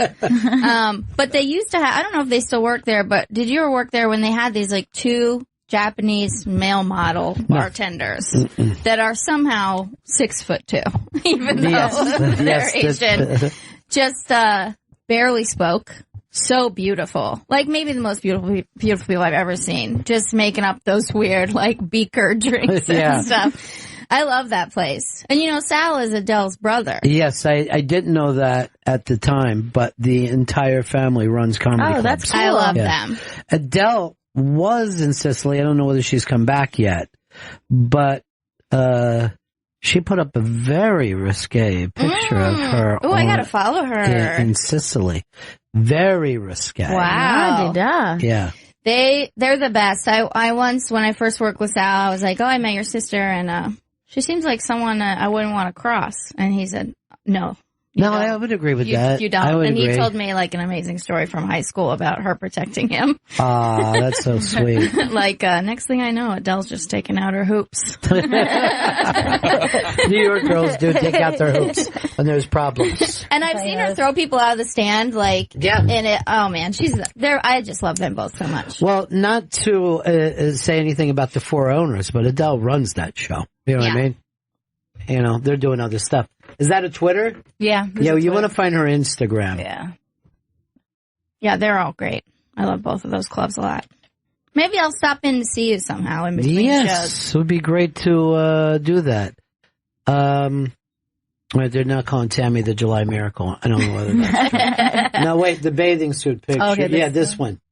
No, not that one. No, I'm not her with a child. We're going to get us in trouble. Right here. Go down. Come on, Jen. Go down. Go down one. Go down one. Matching swimsuits. Just go to the thing. Oh, there now in the middle. You know exactly where it is. Look at this. Whoa. Picture of Adele. Yeah. Adele. It almost seems like she's got a secret little tattoo under there. Yes, it does. On her lower belly. Yeah. This is a picture of her giving birth. She's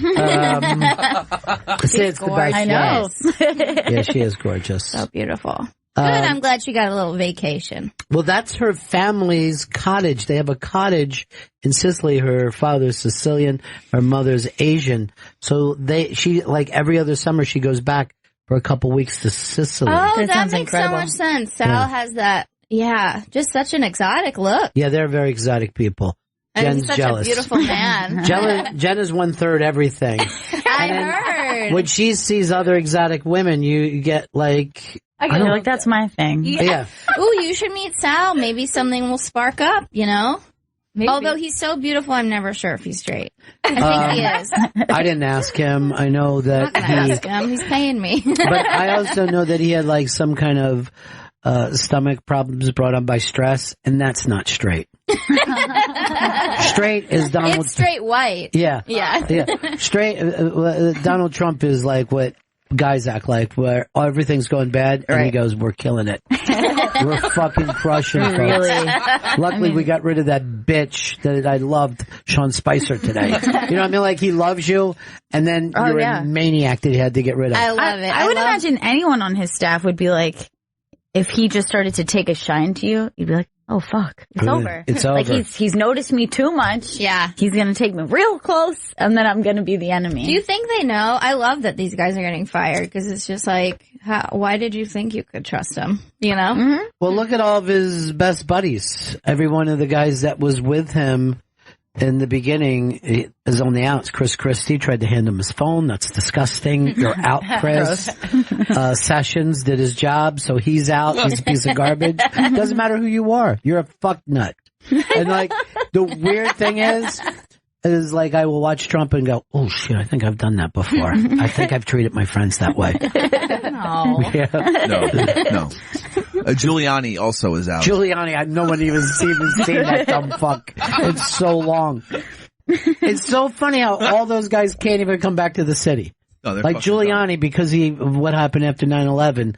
The 9/11 hero can't come back here without people showing up. I love it. Yeah. You sabotage your own career just being blindly supporting this guy, and then he fires you. Good. The other thing is he never used Sarah Palin, and I always thought that she was very kind to Trump in the early stages. I feel like he started to use her a little in the beginning. Like, he started to just have her around, and something happened, and she was out very quickly. I think like she's before too much of a star. Maybe. Yes, he doesn't like that. Yeah. Well, Stevie Bannon, who was the best, he worked here before. My favorite. Yeah, he worked here before he worked for Trump, which I love goes to show. Yeah, which goes to show you how I fucked up.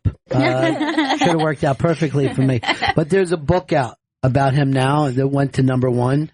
And Trump is fucking furious, they said, and Bannon is keeping a low profile. Like, he didn't write the book. Right. But Trump does not like it when somebody else, Yeah, gets more attention and famous. And Well, and the guy published, like, a lot of these behind doors conversations that they had with Bannon, right? Where he's, like, talking shit about the rest of the cabinet or whatever. Yeah. Called Kushner a dickless wonder. Dickless wonder. He called Kushner a dickless wonder. My favorite. He is a wonder. We'll say that much. He said something really funny about Paul Ryan, too. I can't remember. He's just... Cuck. I think he cucked him. I like him. He's a cuck. Everyone's been cucked now. Yeah. I think he called him a cuck-servative instead of conservative. Cuck-servative, hashtag. That belongs to Steve Bannon, who Vito used to be the phone screener for just months ago. Yeah. You don't have to tell the story again, Vito. And this thing is going to go on all summer, or is it going to last forever, this thing on your head? I mean, it's as long as I'm sweating profusely. Sweating is fear. Mm-hmm. I'm afraid of being hot, so. You know what? I used to criticize it. I get it now. I just went to the desert. Yeah. Did mushrooms my first time. First thing we bought, bandanas. Right away. It's a great look.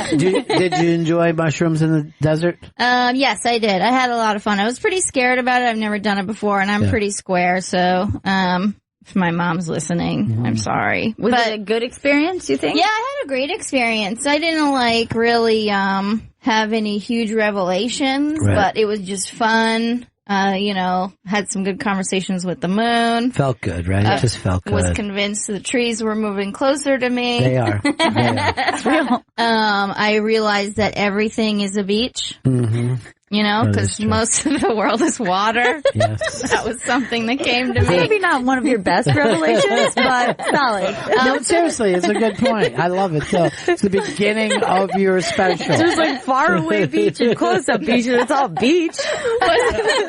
I saw Soder this week at the stand, and he was talking about his last trip, and that I think he does it pretty frequently, but he was like, and I realized we're all trees made of bones, and I'm like, oh, okay, this is just something that we all do. We are tree bones. That's science, dude. That has nothing to do with anything but science. The best thing was just that for like 3 solid hours, I forgot I was a comedian. Yeah. I forgot that I needed to make money or go on auditions. It just was in the moment. Yes. Funny, serious story, because we brought out like that boom box, you know, you just like put the little serious thing in. Yeah. This is, man, I'm really shilling for you guys now. Okay. So we're flipping through the stations. Mostly we were doing Sinatra, a lot of Beatles, but then I accidentally, when I was tripping, flipped through to a comedy station, and I saw the name of someone I know, and I was like, oh God, no. That's the last thing. I felt like he was watching me. He knows. Yeah. I just needed to get out of there real quick. You need music, not TV. I always tell people that. Do not get caught up into somebody talking. Yeah, all the That's not music part of it. was And so no good. mirrors. But That's the other one for no mirrors? Yeah, because who's that person? What the fuck? Yeah. Oh yeah, we didn't have any mirrors. Yeah. We were staying in a trailer in the desert. Was this Joshua Tree? Mhm. Yeah. Oh, of course, I'm an LA cliche. Yeah. Look at me. Now, I wish I had a mushroom dealership right there at Joshua Tree. I'd make a fortune. But the thing is about in the moment is the only true thing at any time in the history of the world. And why it's the most ignored thing, I don't understand it. But this is it. Yeah. This is it. And we know this. And we ignore it on a constant fucking basis. And I've had some of those moments in LA without mushrooms.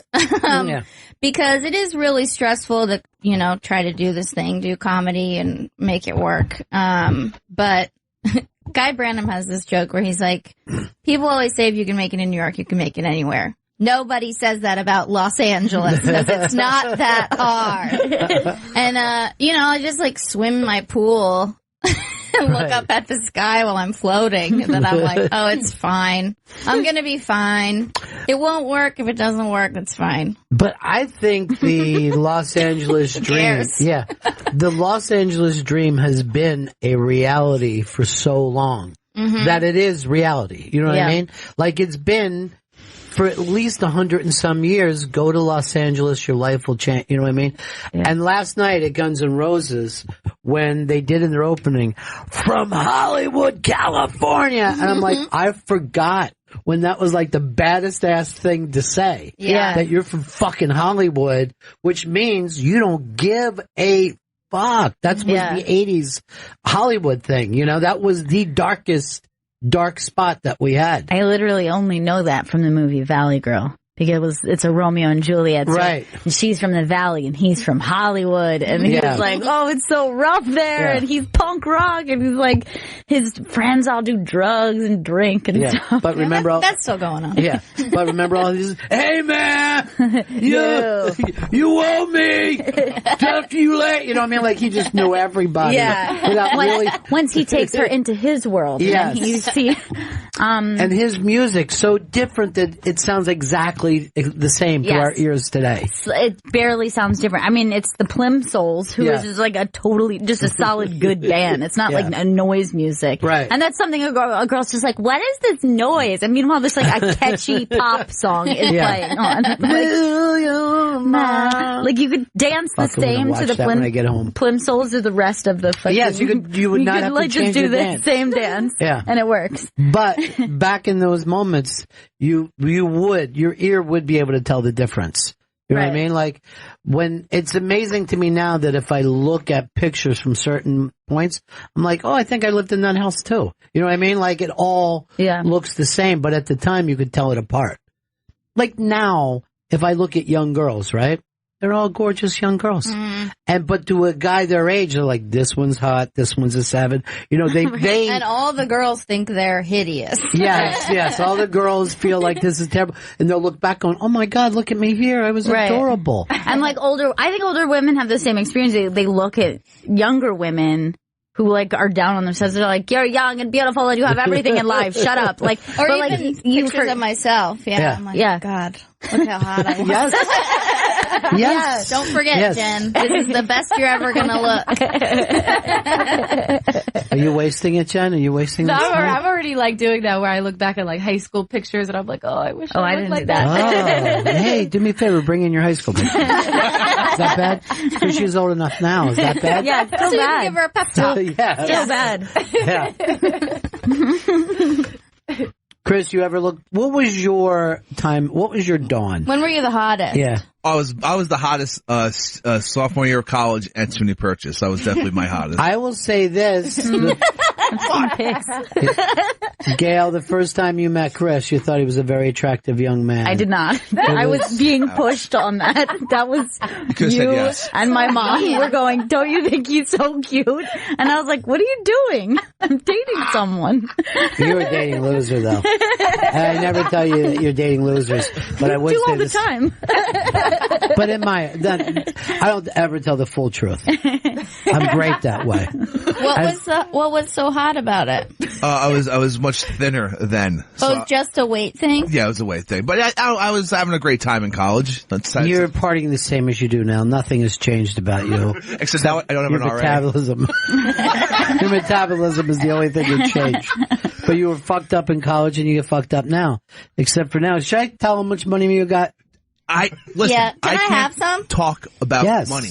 Can you Venmo me? I just like a quick question. I'm not going to say anything specific. Do you know how much? Once you get it and it's in your person, can you say? No. Why? I signed a confidentiality agreement. They're going to take something away that's already in your bank account? How? How long does that go on? It's in perpetuity, as we mentioned earlier. That's it. In perpetuity. That's the word I want us to keep using for that. If you picked up on it, I couldn't be prouder.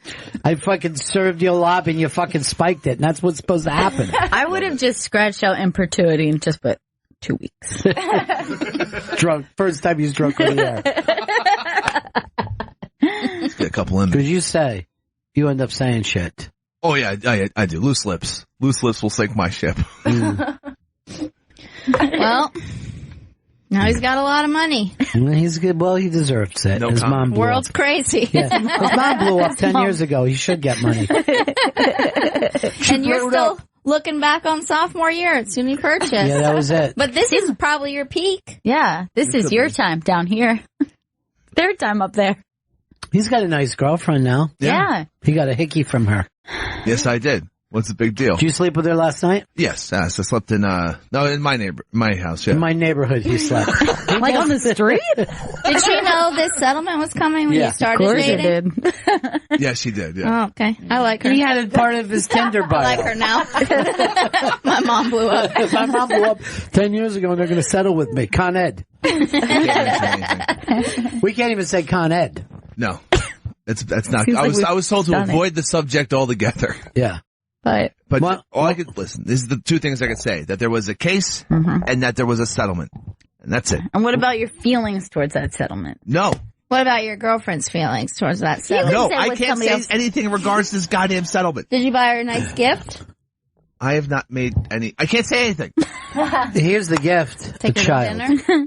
A child. Yeah, it's a cute little baby. We need a baby for the show. I would love a baby for this show. Bennington. Dude, there's no, I shouldn't even say, but the super in my building, he's Eastern European, and all his giant sons and his giant friends were out front today, and they had a little toddler girl, and 8 of these, and they look like gangsters. We're just all standing around her, looking down, feeling so happy. And she was literally walking around in underwear on the street. It's very cute. Yeah, they were like, look at that. So sweet, She's like a flower.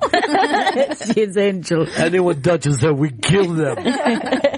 Chris, what about your nickname for Con Air? Or Con Ed? Remember what you called him?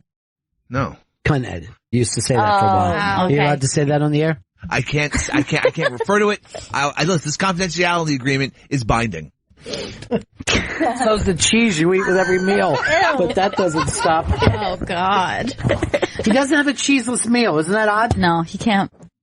All cheese all the time. Love it. Delicious. He melts cheese on everything. The more melted, the better. How do you think we keep these physiques, Ron? Cheese is good. A cheese plate's kind of like, why is this melted? Why can't we just get little fucking bowls of melted cheese? Why isn't this Little melted on bowls. bread?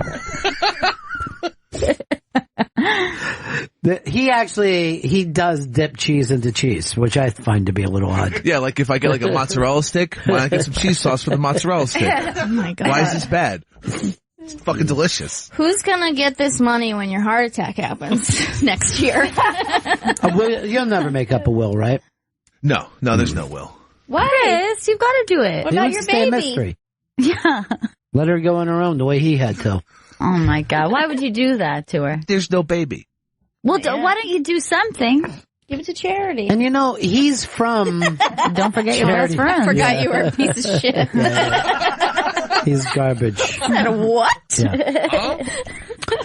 Yeah. He's from not far from the stand is, which Long Island City was the neighborhood to dump a dead body, maybe even up to 15 years ago. Standing room. Yeah. And the standing room is now So trendy. It's so fucking trendy. You feel like you almost don't belong there. Light bulb drink. Yes. Yeah, that neighborhood was just Bloods and strip clubs. And there was like 8 strip clubs in that area. It was nothing but. Yeah, and then some warehouses and God knows what. Yeah. Like the kind of warehouses that are in a fucking movie. It's terrible. Lethal Weapon movie. Like there's a meeting in one of those warehouses. It's where Hooch came from. Yes. Oh. He was guarding all the warehouses. Please, when I think about Slobbering Hooch. everywhere. When I think about Hooch and what happened. He's a good dog. Did you feel sadder when you saw the Hooch puppies or did you feel better? I think those things can come together. I just made me feel bad that Hooch was Emotions are never going to stay. Yeah, didn't get to enjoy. But I don't know. Like the thing is that you start to dislike animals when you see how, like, once their baby is raised, they act like they don't even know them. Yeah. You know what I mean? They're just like that. Now it's just some other dude to you. Yeah, it's some other dog. Yeah. It's weird. You're like, you're fucked up. Your family got so screwed up. You're so great. You know, you were functional. I admired you. Why is the breast up, Vito? Vito. Why do you do this with the little girl's breast? What is she from? What show? Ariel Winter from Modern Family. And you put up this picture for what reason? Oh, side Because boob. I really like looking at pictures of her, and I want everybody else to see the pictures that I enjoy. Creep. It's hot out there in LA. Yeah. We gotta have the sides of our boobs out. Thank you. Just the sides. You're welcome. What is the sexiest non-nipple part of the boob? Is it under boob? Is it side boob? I'm a big fan of under boob. I like Or is it under. down That's shirt? very rock and roll. I think you know, it is like a too. half I like a shirt. crop. Yeah. I mean, maybe that's just like a late 80s, early 90s vibe. Like if you grew up in that time period, you might just when enjoy America it. peaked. Yeah. Gail put up a lot of boobs on Instagram Well, the she other did, week, yeah. and it was very confusing That's for her me thing. and my boyfriend. I was like, "Can you?" He doesn't have Instagram. He's like, "Can you send me that?" Yeah. For what? Three-way. You need it What on your he's- phone. What he's saying is for a 3-way. We just were so surprised. Yeah, I you didn't know you were hiding all that. I hide it. And it's Yeah. all just lady comedians creeping in the comments. It's like me and Annie going, "Damn, girl." Well, there's an openness to lady comedians, that's for sure. Yes. There's We an grab. openness. Yes. Without ever being called out. Well, yeah, that is, that's assault, brother. That's what I say. By the way, I stole that from Gail. We got anything to plug before we go into this unmasked, Chris? Oh, well, we're giving out a Tim and Eric signed poster, one of a kind. Go to the Bennington Show Twitter to find out details on how to get it. Very, very funny. And Amy is going to be performing at the Standing Room, Long Island City, tonight and tomorrow night. And the new podcast. Yeah, listen to that. Yes, it's really, really funny and smart and cool. Thanks, Gail. And what's the name of it? Who's Your God? We talk to comedians about their religious beliefs. God, I love that idea. Thanks. By the way, and I told this to Gail when she told me you were putting this together. If it was up to me, That's all I would ever talk about. Yeah. I would talk about God and death all the time. But people think you're being religious rather than just curious. It's really fascinating, and you get to know, like, you'll know a comedian for, 7 years and have no idea what their beliefs are that are really getting them through each day or their background. Because mostly we all talk about comedy or whatever, dumb shit.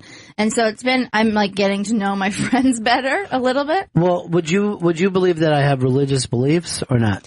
I've heard you say that you think religious people are not doing the right thing. But I bet that you have something that gets you up in the morning for sure. I wonder. By the way, I got to see that, Chester Bennington hanging himself with his belt. And I got to see my last name, Suicide, all last night. I was just clicking through going, all I had to do was change out to Ron. I go, I wouldn't get this many hits, though. He's really doing good. It was like a little jealousy. All right, that's it for us. Unmasked is next, Chris. Unmasked with Tim and Eric coming up next. And Jimmy Schubert is the third mentor for Comedy 101 up in Montreal. Schubert, yeah, that's like I got. You know what I would like to do? I'd like to take Jimmy Schubert and meet his son, Tim Dillon, because they both talk the same way. They do. Like Tim Dillon was telling me last week, the fucking, you know how they are, rich people. Look at them, they don't have that, that thing that you and I, they don't. That's it all without saying anything. Yeah, and I'm like, literally, I've been coked up in this conversation with Schubert so many fucking times. They don't. No, you gotta, you gotta do it, and they don't. You do. They're always very complimentary to you while they're running down the rest of the planet. I feel like Tim was born old. Yes. Like Boss Baby. Yes, very. Boss Baby. Yeah. It's like, I don't know whether you could be born longshoreman, but he was. All right, Tim and Eric next. Amy Miller, you're our favorite guest. Oh, thanks. Stop in anytime that you want to. Tim and Eric are next, and then enjoy that and go win the poster and all that kind of stuff. Bennington will be right back on Raw Dog 99, Sirius XM's Comedy Club.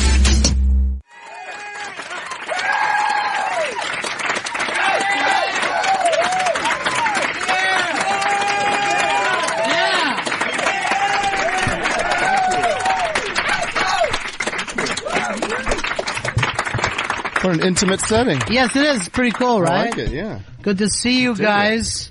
A lot of eye contact is going to happen right about now. So close. Well, it's good to see you guys, and this is the 10-year anniversary. Of something, yeah. You have something, and you're doing a tour, which is, would you even picture, like 10 years ago when you first pulled this off, that it still would have the same kind of frenzy? Yes. Yes. We're very clear about that. We had a vision. We called him Nostradamus.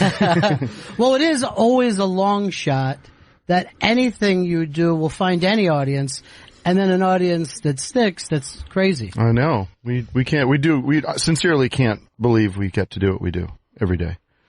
Yeah, we did yesterday we played our third sold out night in New York, which was cool. And Tim and I started doing performances in New York to 13 people in the basement knitting factory. And we're like, this is a big show. We have all of our friends are here.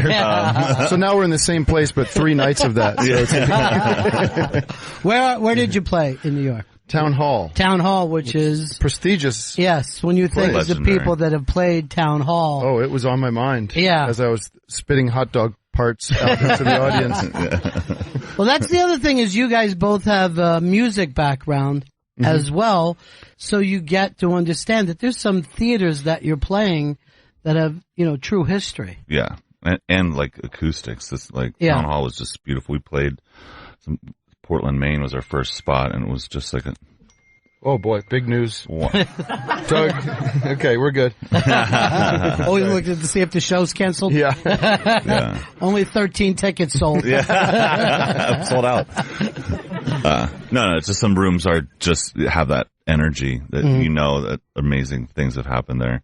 We used to play the Best Buy Theater in Times Square, and our fans and friends would say, this is the worst environment I've ever been in my life. Which kind of works for Tim and Eric, our aesthetic, but they're like, to go please down don't. 4 flights of escalators to get to this black Because it was a movie theater for years. Yeah. And then they're like, no, it's a live performance theater. Yeah, Like, the really? energy was off. It's just rotten. But the thing that I think that has changed in the last 10 years is that the style that you guys brought to this has now moved out, and I'm seeing it in comedy other places and Madison Avenue.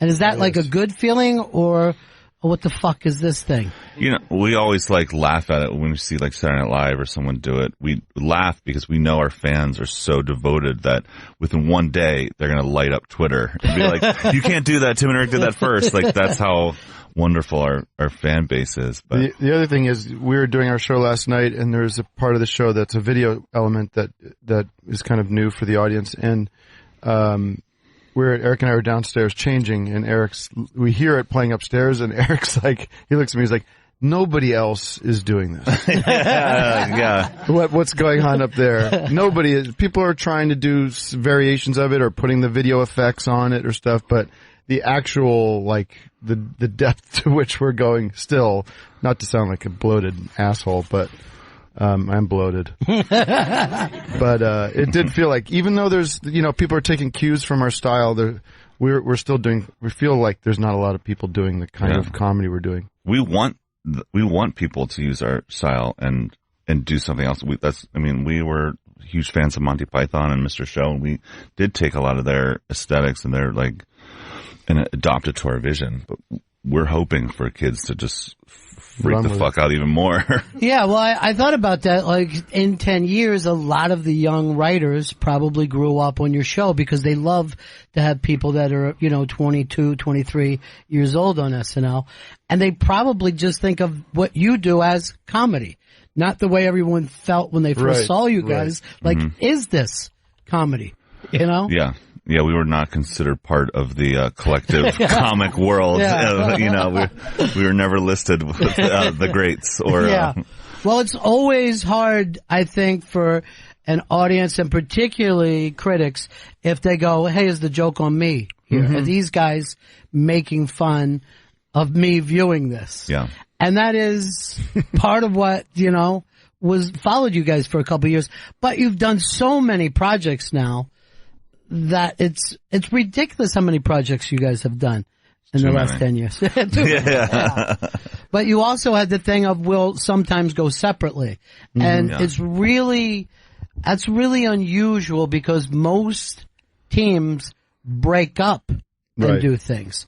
Did you guys think about that fairly early on, of that this would be good for you to do stuff separately?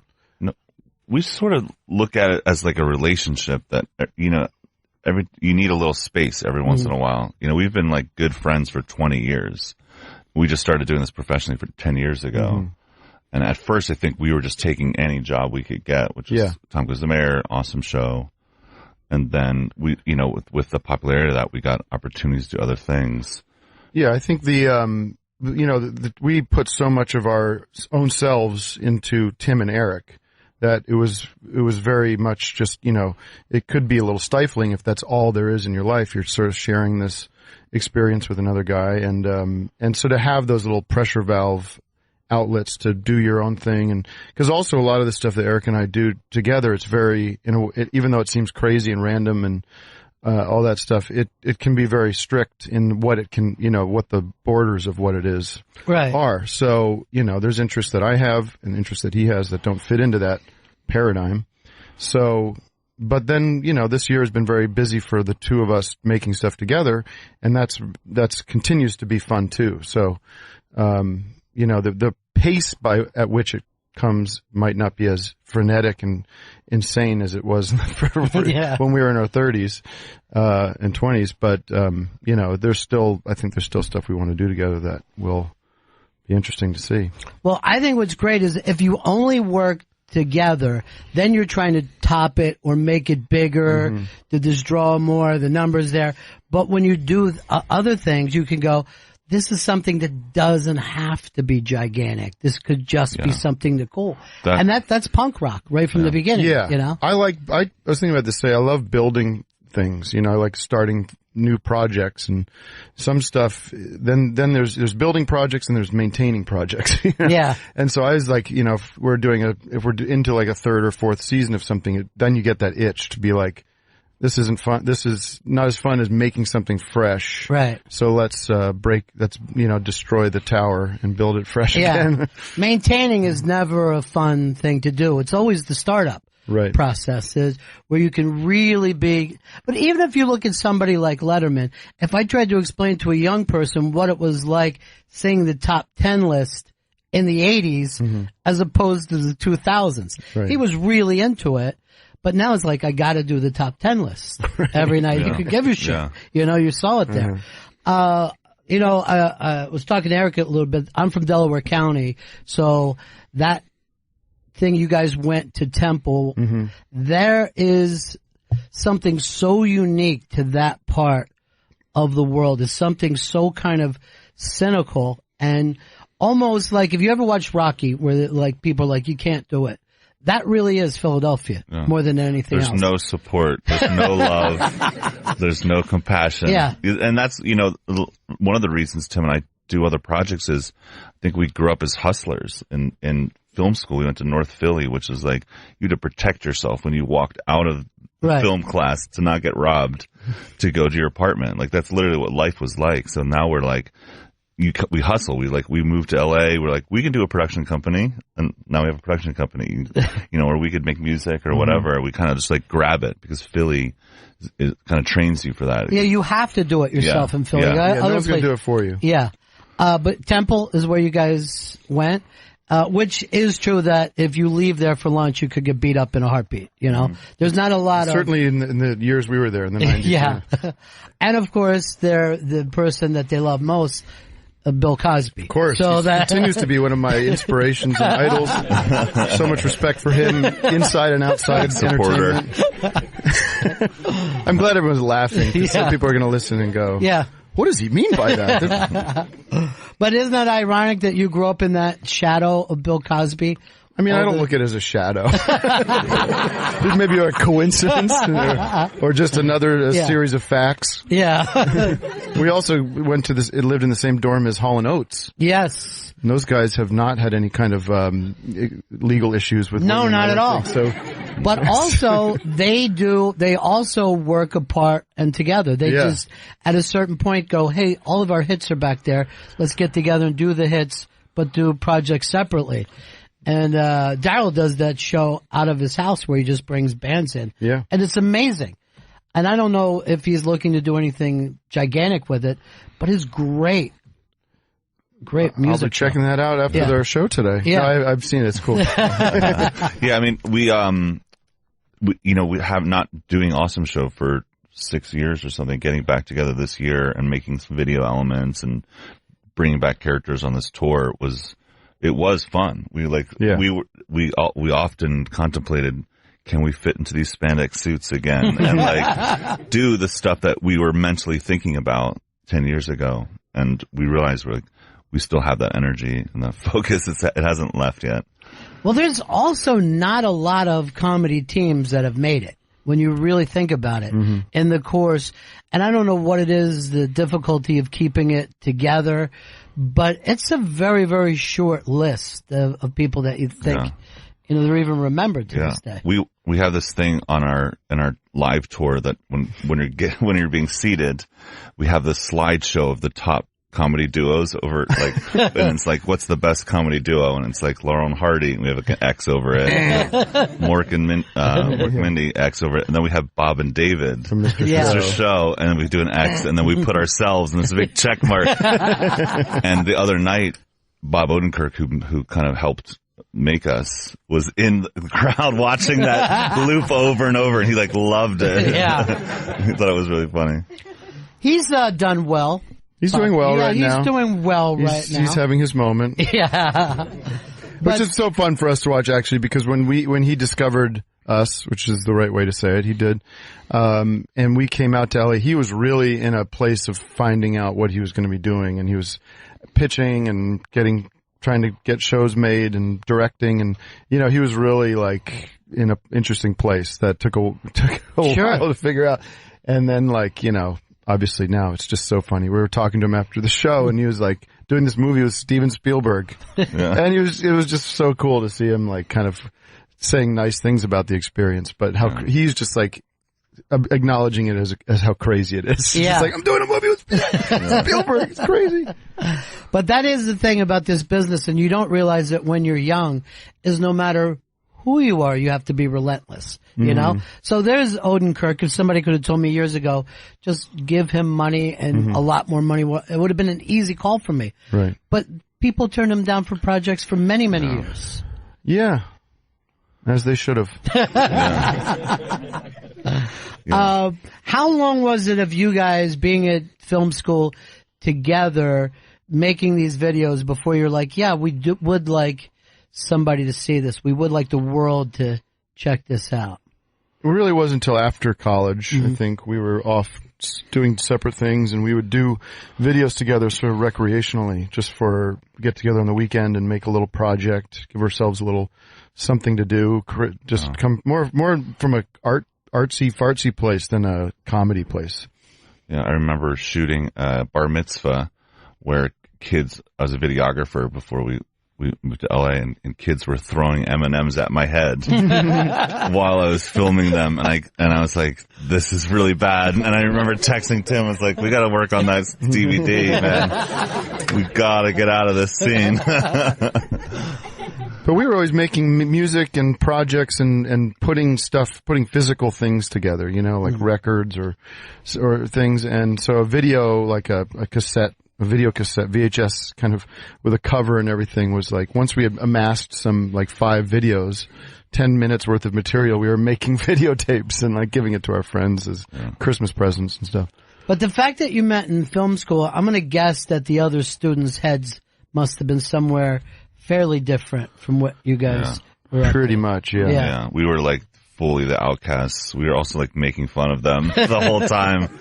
We would make weird projects to like make fun of them, but they were very well done. Like we took a lot of time and made them, and we got like A's. But it, like we just rejected the way that they were teaching. They were not preparing us for anything. It was very like kind of documentary theory, social conscience. We were like, we need to like work. Like we want to work. Yeah, but also comedy wasn't really in our heads either. We didn't consider comedy something we were going to do. We were just like making stuff. We were making stuff that we thought was funny a lot of the time, but comedy was like in another category. Like that comedy meant like Jerry Seinfeld, not in a bad way, but in our minds, not where our heads were at. You know, as like filmmakers. Yeah, we could never do that on our own with my dad's video camera. You know, like Well, were there influences? Were there things that you guys said, all right, there's somebody who's doing something that's cool? Well, when, you know, Christopher Guest's, like, Waiting for Guffman came out, that was, like, the best thing we'd ever seen. And just weird stuff like David Byrne's movie, the True Stories. We'd watch that a lot. Mr. Show, when we saw that, we were like, this is verging closer to, like, where our sensibility is at, and it's on HBO. So it felt like that was something to shoot for. Yeah, we used to get these videos. This is one guy in Philly named Cotton Candy, and he was a bootlegger. He would go to the shows and videotape bands illegally and sell them.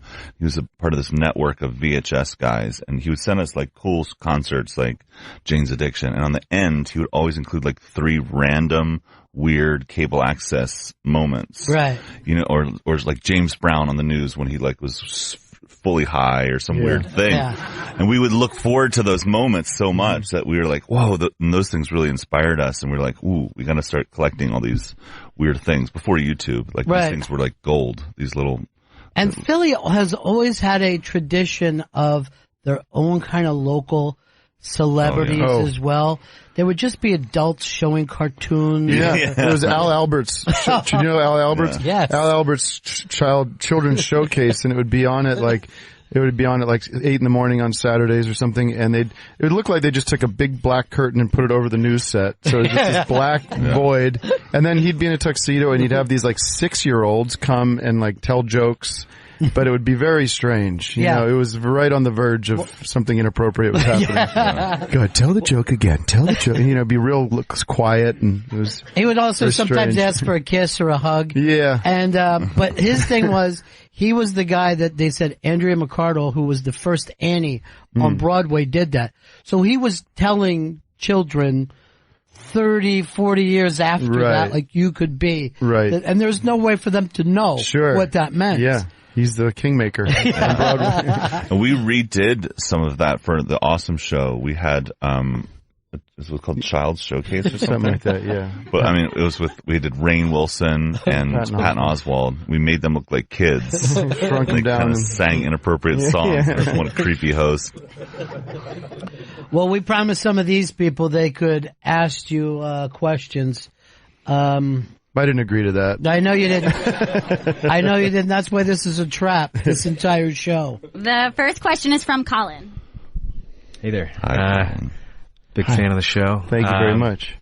You guys have had a lot of characters on over the years, a lot of like folks you brought onto the show that had reoccurring bits. How did you balance like bringing them on, giving them direction by like having these character names or the kind of ridiculous things they would have to say without being like patronizing? Well, I wouldn't say we were never not patronizing. I don't know. It's always been a fun experience bringing people in and talking to them and making them feel comfortable and at the same time like directing them, telling them what to say, feeding them things. Yeah, a lot of it is this is a comedy show, but we need you to act dramatically. It might not make sense, but you have to trust us, and so that's when you get like really bizarre performances. There really, right from the beginning, was a tone, and the tone has always felt to me like not quite professional. Yeah. So you're taking professional people and asking them to be not quite. Sometimes we just take unprofessional people. Yes. And then we shoot a lot of footage and and there's a few professionals, John C. Reilly and Will Forte and people like that we just love and know, and they can dial in that sort of amateur or they can just dial in a character that works in the context of our world. But yeah, we're just like we're looking for moments when like the person accidentally looks in the camera or so we just shoot a lot generally, and then we find the moments that feel like get closest to like that local TV commercial from Allentown, Pennsylvania, where it's like the carpet salesman who's not supposed to be on TV. You know?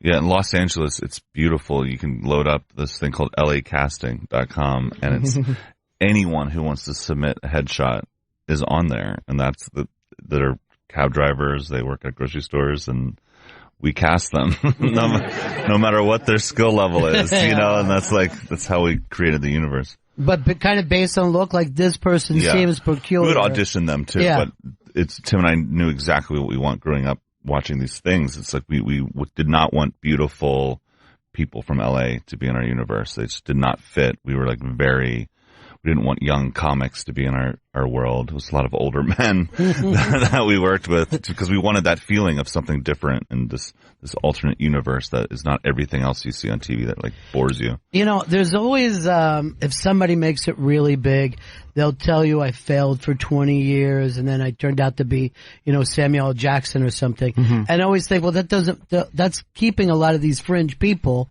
hanging around long past. And I think that's sad, but then you guys turn and give them a job.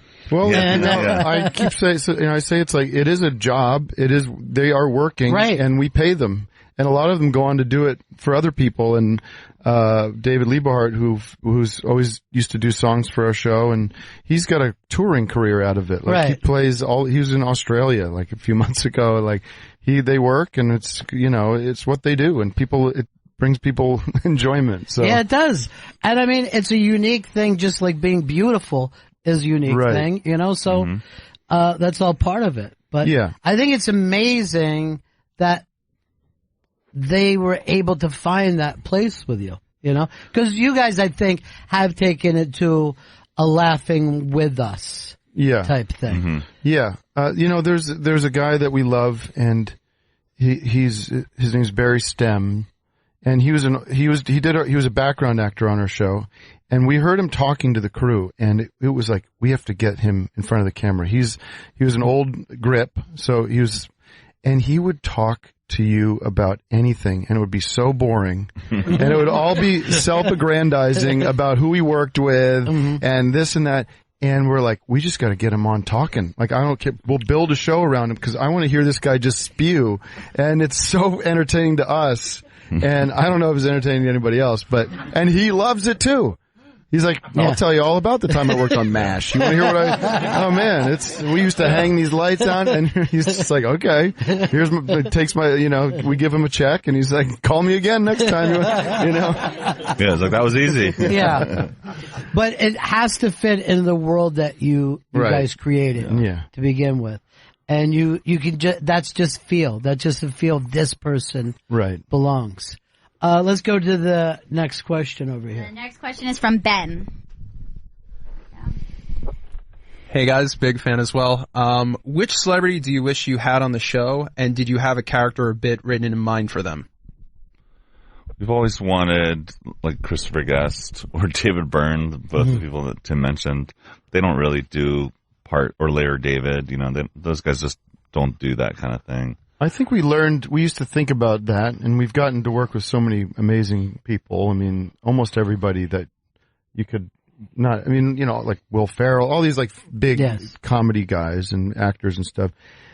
But it's when it comes to like, Christopher Guest wants to do your show, that would give me more stress than anything else, And it's almost better just to like, everyone can do their own things, and it's less about, collecting famous people than it used to be. It's just like, give us the best, I love working with Will Forte, for example, or John Riley, because like we have a real chemistry, and it's fun to do the work with them. It's fun to write for them. It's fun to see what they do with it. So give us the people that we're comfortable with, instead of giving me like, sleepless nights before the next day, being like, what if they hate us?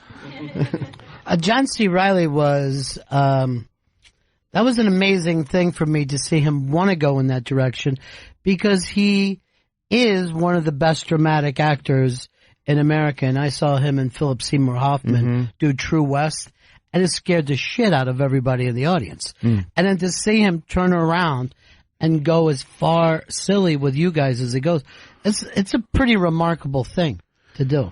It is. I mean, he's such a fan. He's such a fan of silly stuff and such a fan of comedy, and we have a great relationship. Like I said, he's just so talented and so willing to go to the darkest or weirdest places. Yeah.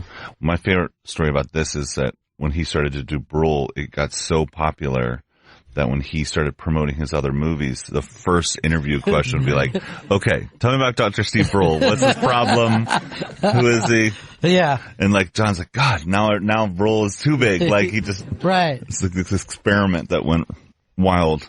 Yeah, because I'm sure that he didn't think that while he was out doing a Paul Anderson thing, that somebody's going to bring that up to him. Yeah, well, his whole rule now is he sticks with the story that's not him. And that's okay, great. Just another guy. Playing that. But how did you guys hook up with him? How did that even? When we did a cartoon called Tom Goes to the Mayor, and we sent him the script. And I actually ran into him at a bowling birthday party that week, and we had a mutual friend, and I was a big fan of his, and said, "Did you get that script?" And he said, "Oh yeah, I'm gonna." It reminded him to check it out, but then he read it, and he was like, he's like, I think he had made the sort of decision to try to steer towards some comedy, and he was like, I've been reading a lot of comedy scripts, and this stupid cartoon script you guys sent me was like the funniest one of them all. So he came in and did it, and we right away like kind of clicked together, and we had this little dinky little office with a bunch of hipsters and hoodies, working there, and he looked around like, this is kind of a cool vibe. Like, where are your bosses? Who's running the show here? I couldn't believe it. It was like anarchy. It was fun. But I think those kind of things that have happened with you guys before, because even musically, no one knows, and I know you just had a new album out. No one knows how much you're goofing and how good it is. And then there's musicians who are like, no, this is really strong stuff. And that's nice. There's always that line of, we don't ever know whether you guys are goofing or serious. This is a whole con job right now. It's not even so the musicians are always the first to get it. I mean, we've like our fans were always the rock guys first and foremost, right? They were always like guys in bands. Yeah. And so I don't know what it is, but we connect with them. Yeah, we were always growing up like watching like David Lynch films or like watching old just strange clips where you're like, I don't know, I need to figure this out. It's a mystery. We were like so attracted to that's when we started making this stuff. That was a part of it. It was like, we like that you don't know if this is a professional actor, if this guy's an actor playing this person. It's fun. It's like, you know, when we first made the show, we got a lot of questions. We're like, who is this guy? Is he like mentally okay? Is he, like, what's going on here? But don't you feel like that's creeped into the news now? Like, it's like sometimes I'm watching CNN and it feels closer to Tim and Eric. Yes. Yeah. Oh man, Rob Goldstone.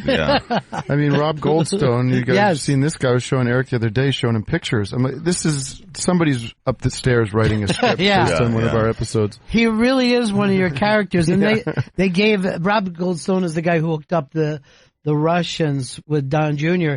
And then he's got a rock and roll background. Right. And they said that he went to Ethiopia to deliver the food and all for that Hands Across America. And when he was there, he gained 7 pounds. And I'm like, that's a fucking Tim and Eric joke. That can't be real. Yeah. That's crazy. But it does, and I'm not blaming you guys for the world today, but, there was foreshadowing. Yes, there was. Yeah. Next question. The next question is from Jim.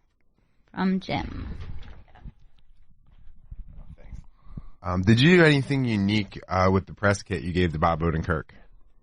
I think you must know the answer to that question. Seems like a loaded question, doesn't it? It seems like you wouldn't just ask that question out of the blue. It's like a corporate question. Yeah, we put headshot. We took pictures of us in old grandma sweaters with lots of cats and roses around us.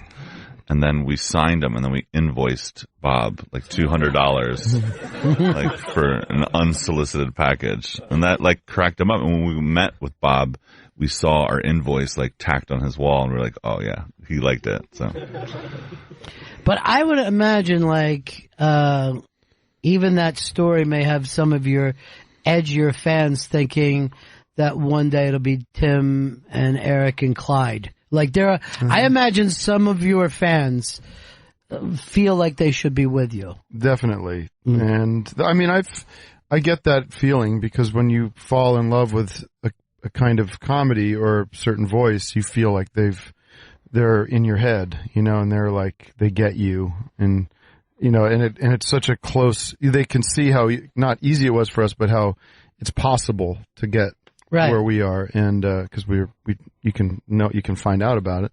And we have been very lucky, but we worked hard and, but yeah, I had that experience with like, as a kid watching Mystery Science Theater and being like, God, these guys are just, they think the way I think, and why can't I could do that. I could sit there and make fun of these movies. And so, yeah, and we meet those kids all the time who come up to us and they want to hang out. And we're like, oh, I don't really want to hang out with you. I've got to go home and go to bed. Yeah, because you're like, I'm glad you're a big fan, but I also don't want you to be Mark David Chapman. Right. Yeah.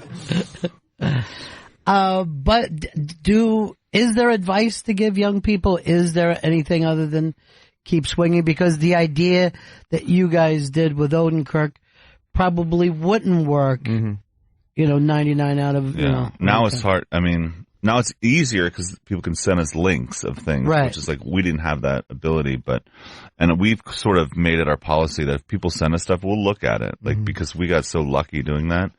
But 99% of the time, these people aren't putting any effort into it. They're literally will hand us a DVD that says "my shitty film" on it in a Sharpie. Sorry, yeah, should have been better. Yeah.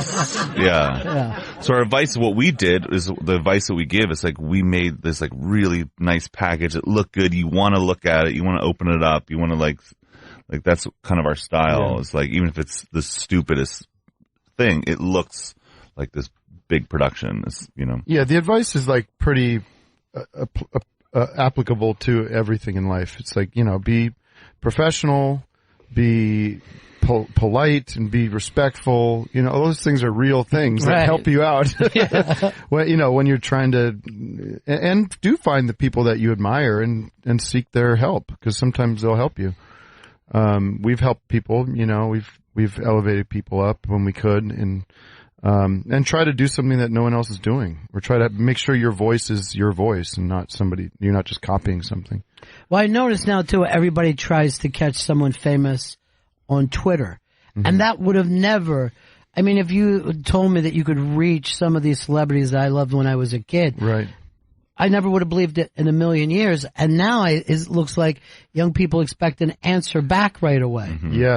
Yes, the stars have fallen down to the lower atmosphere. Right. Yes, it's true. Yeah. We like when I was younger, you would just think that Mick Jagger was in a castle somewhere. You wouldn't even think of him as a real person. Yeah. And now I just see people and they're like yelling, I tweeted to you 3 times. Right. And you haven't responded. Yeah. Right. And I know that you're having like a burger at your house. The problem you're Snapchatting. Because we go the same way. We share too much too. Because especially when we're on the road, which we are now, is because there's so much idle time. You're like, I'm going to take a picture of this water bottle. Show a video of me throwing this water bottle to Eric. As a game. You literally did. Yeah.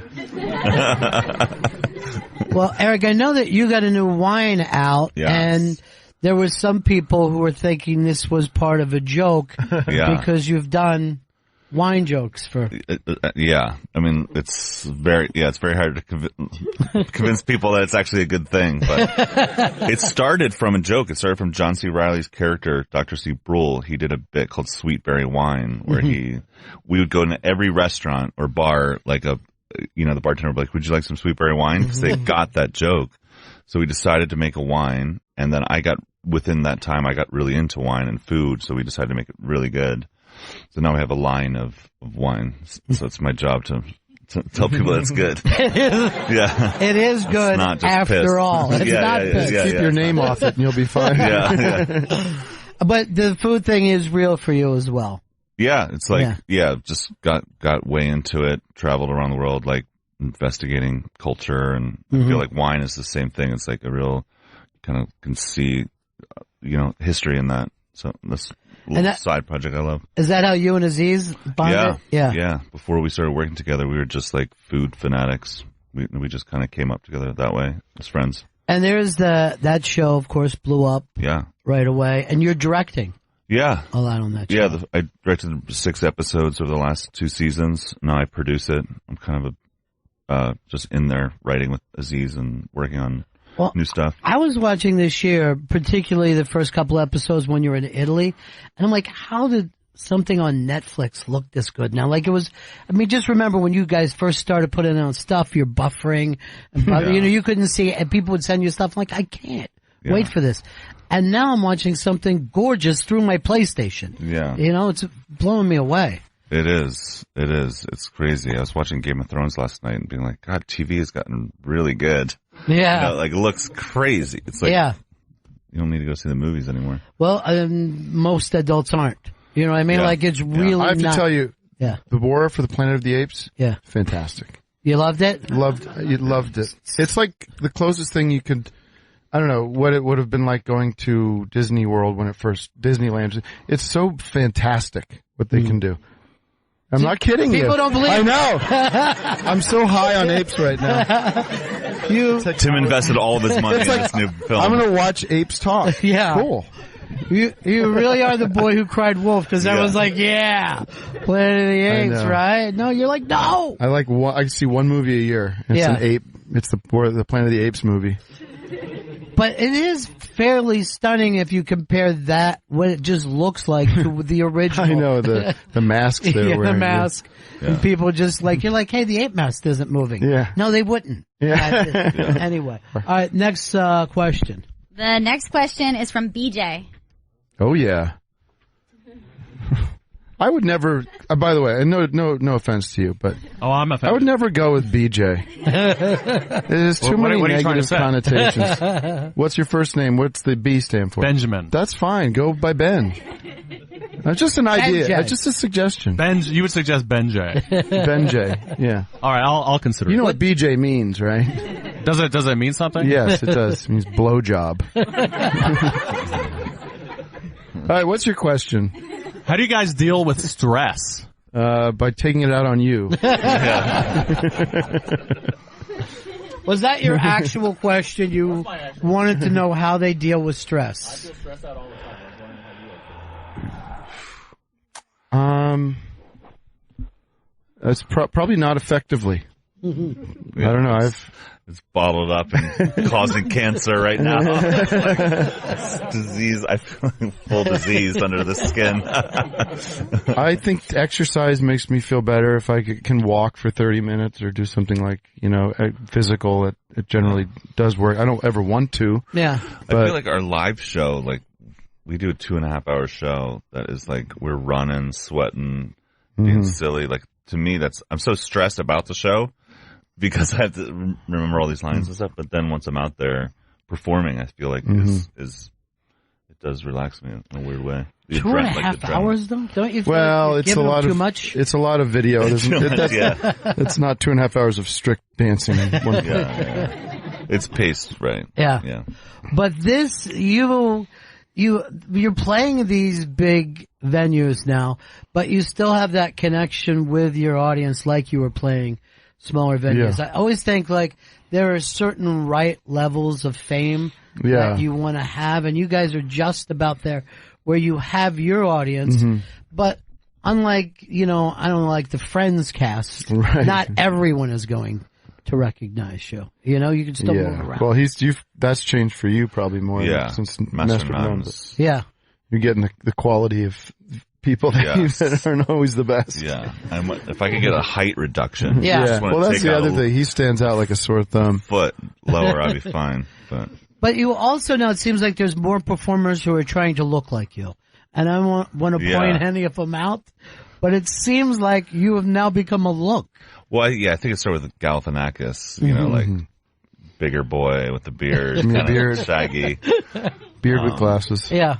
Yeah. But and now it's drifted. I'm flattered. Yeah, now it's drifted all the way down to open mic comics. And I'm like, I hope you really need those glasses. Yeah.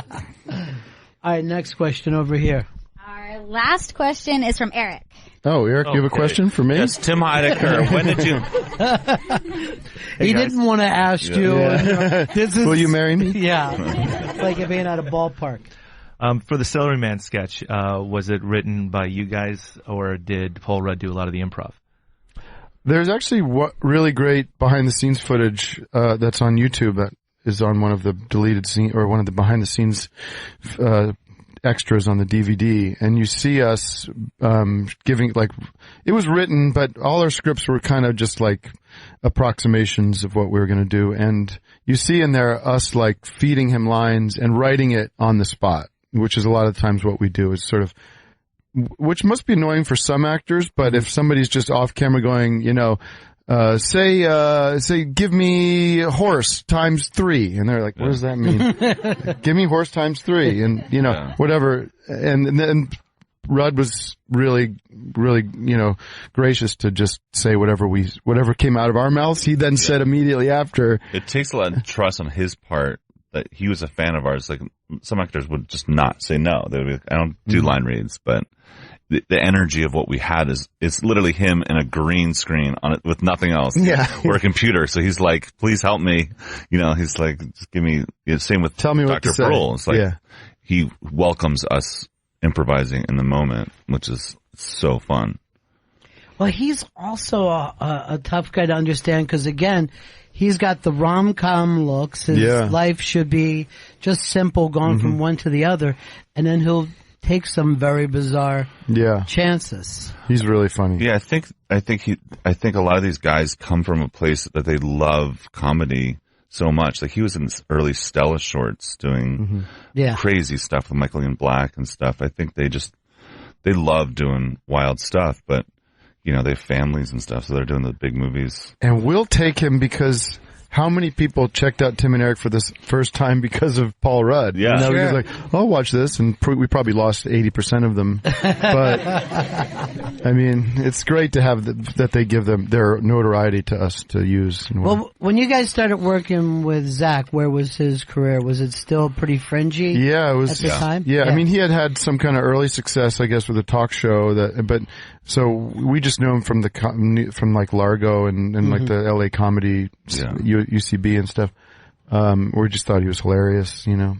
And so we had him in our first season of Awesome Show and flew out to New York because he was working here. And he was, you know, he immediately elevated our stupid idea into something really funny. And we're, you know, just like a perfect and nice little chemistry between us.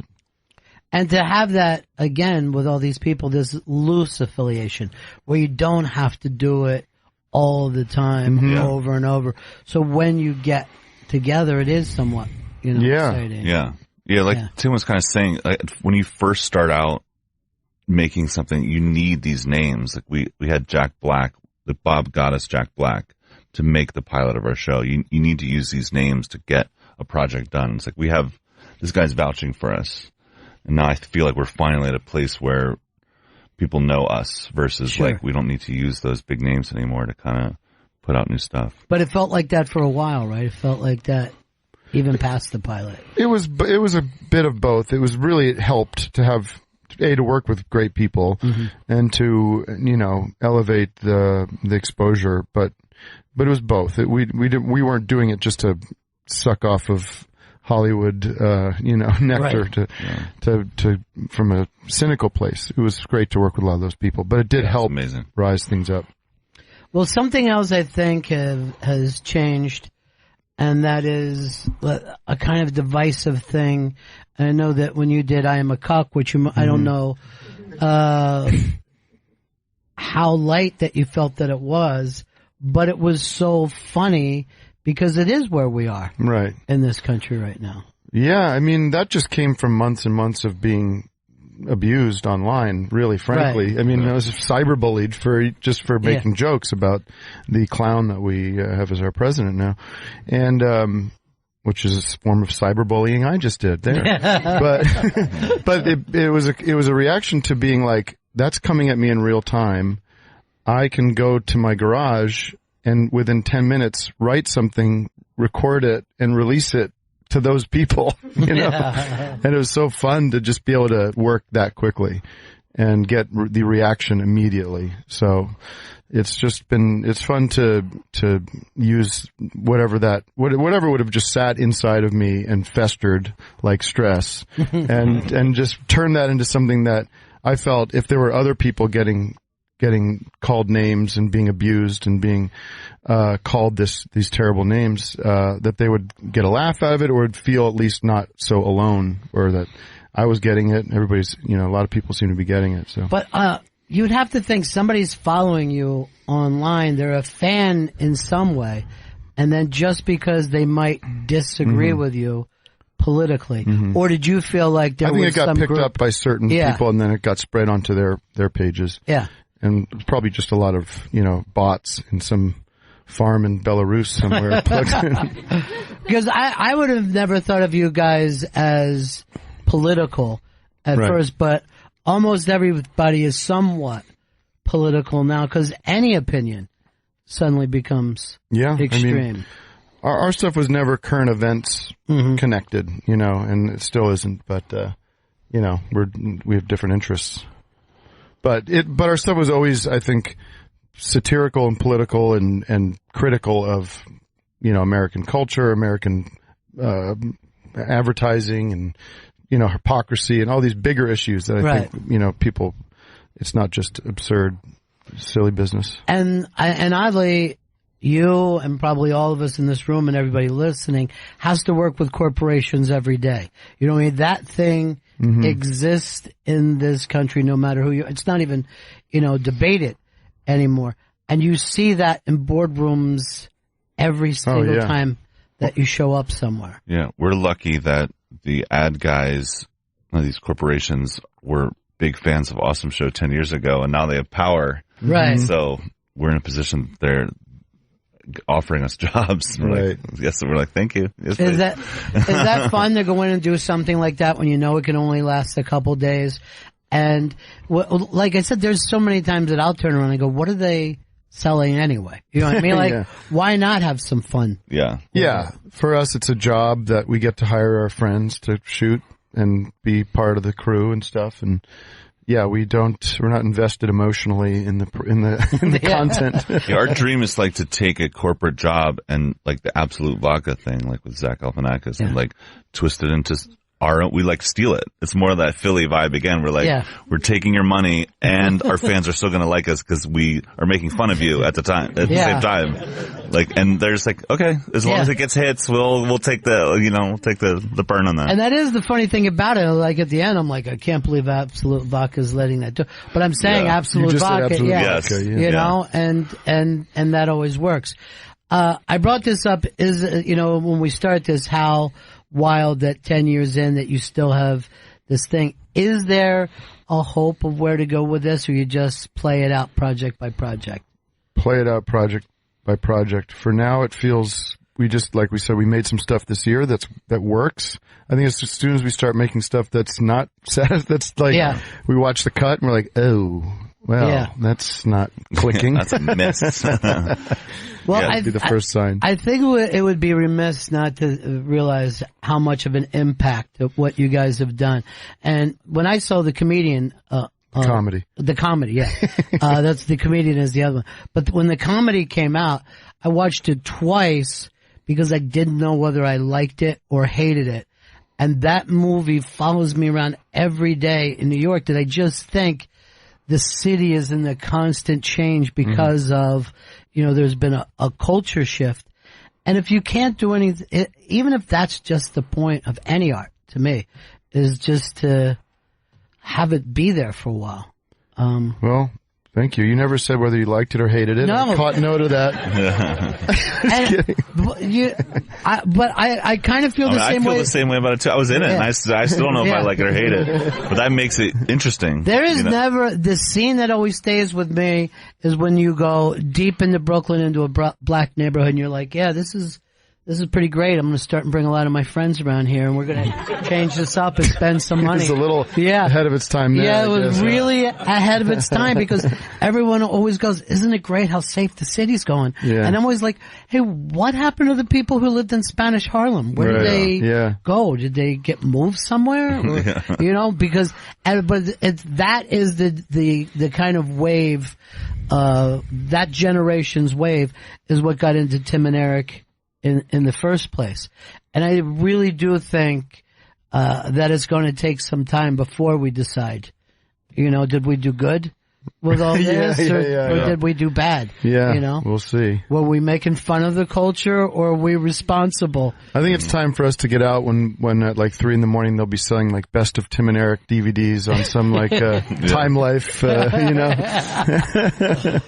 Well, guys, it was great to see you, and congratulations. Well, thanks, man. Thanks. Good chat. Able to pull this off. We'll see you next time. Thanks for having us. Tim and Eric, everybody. Thank you. That was great, guys. Really good. Thank you.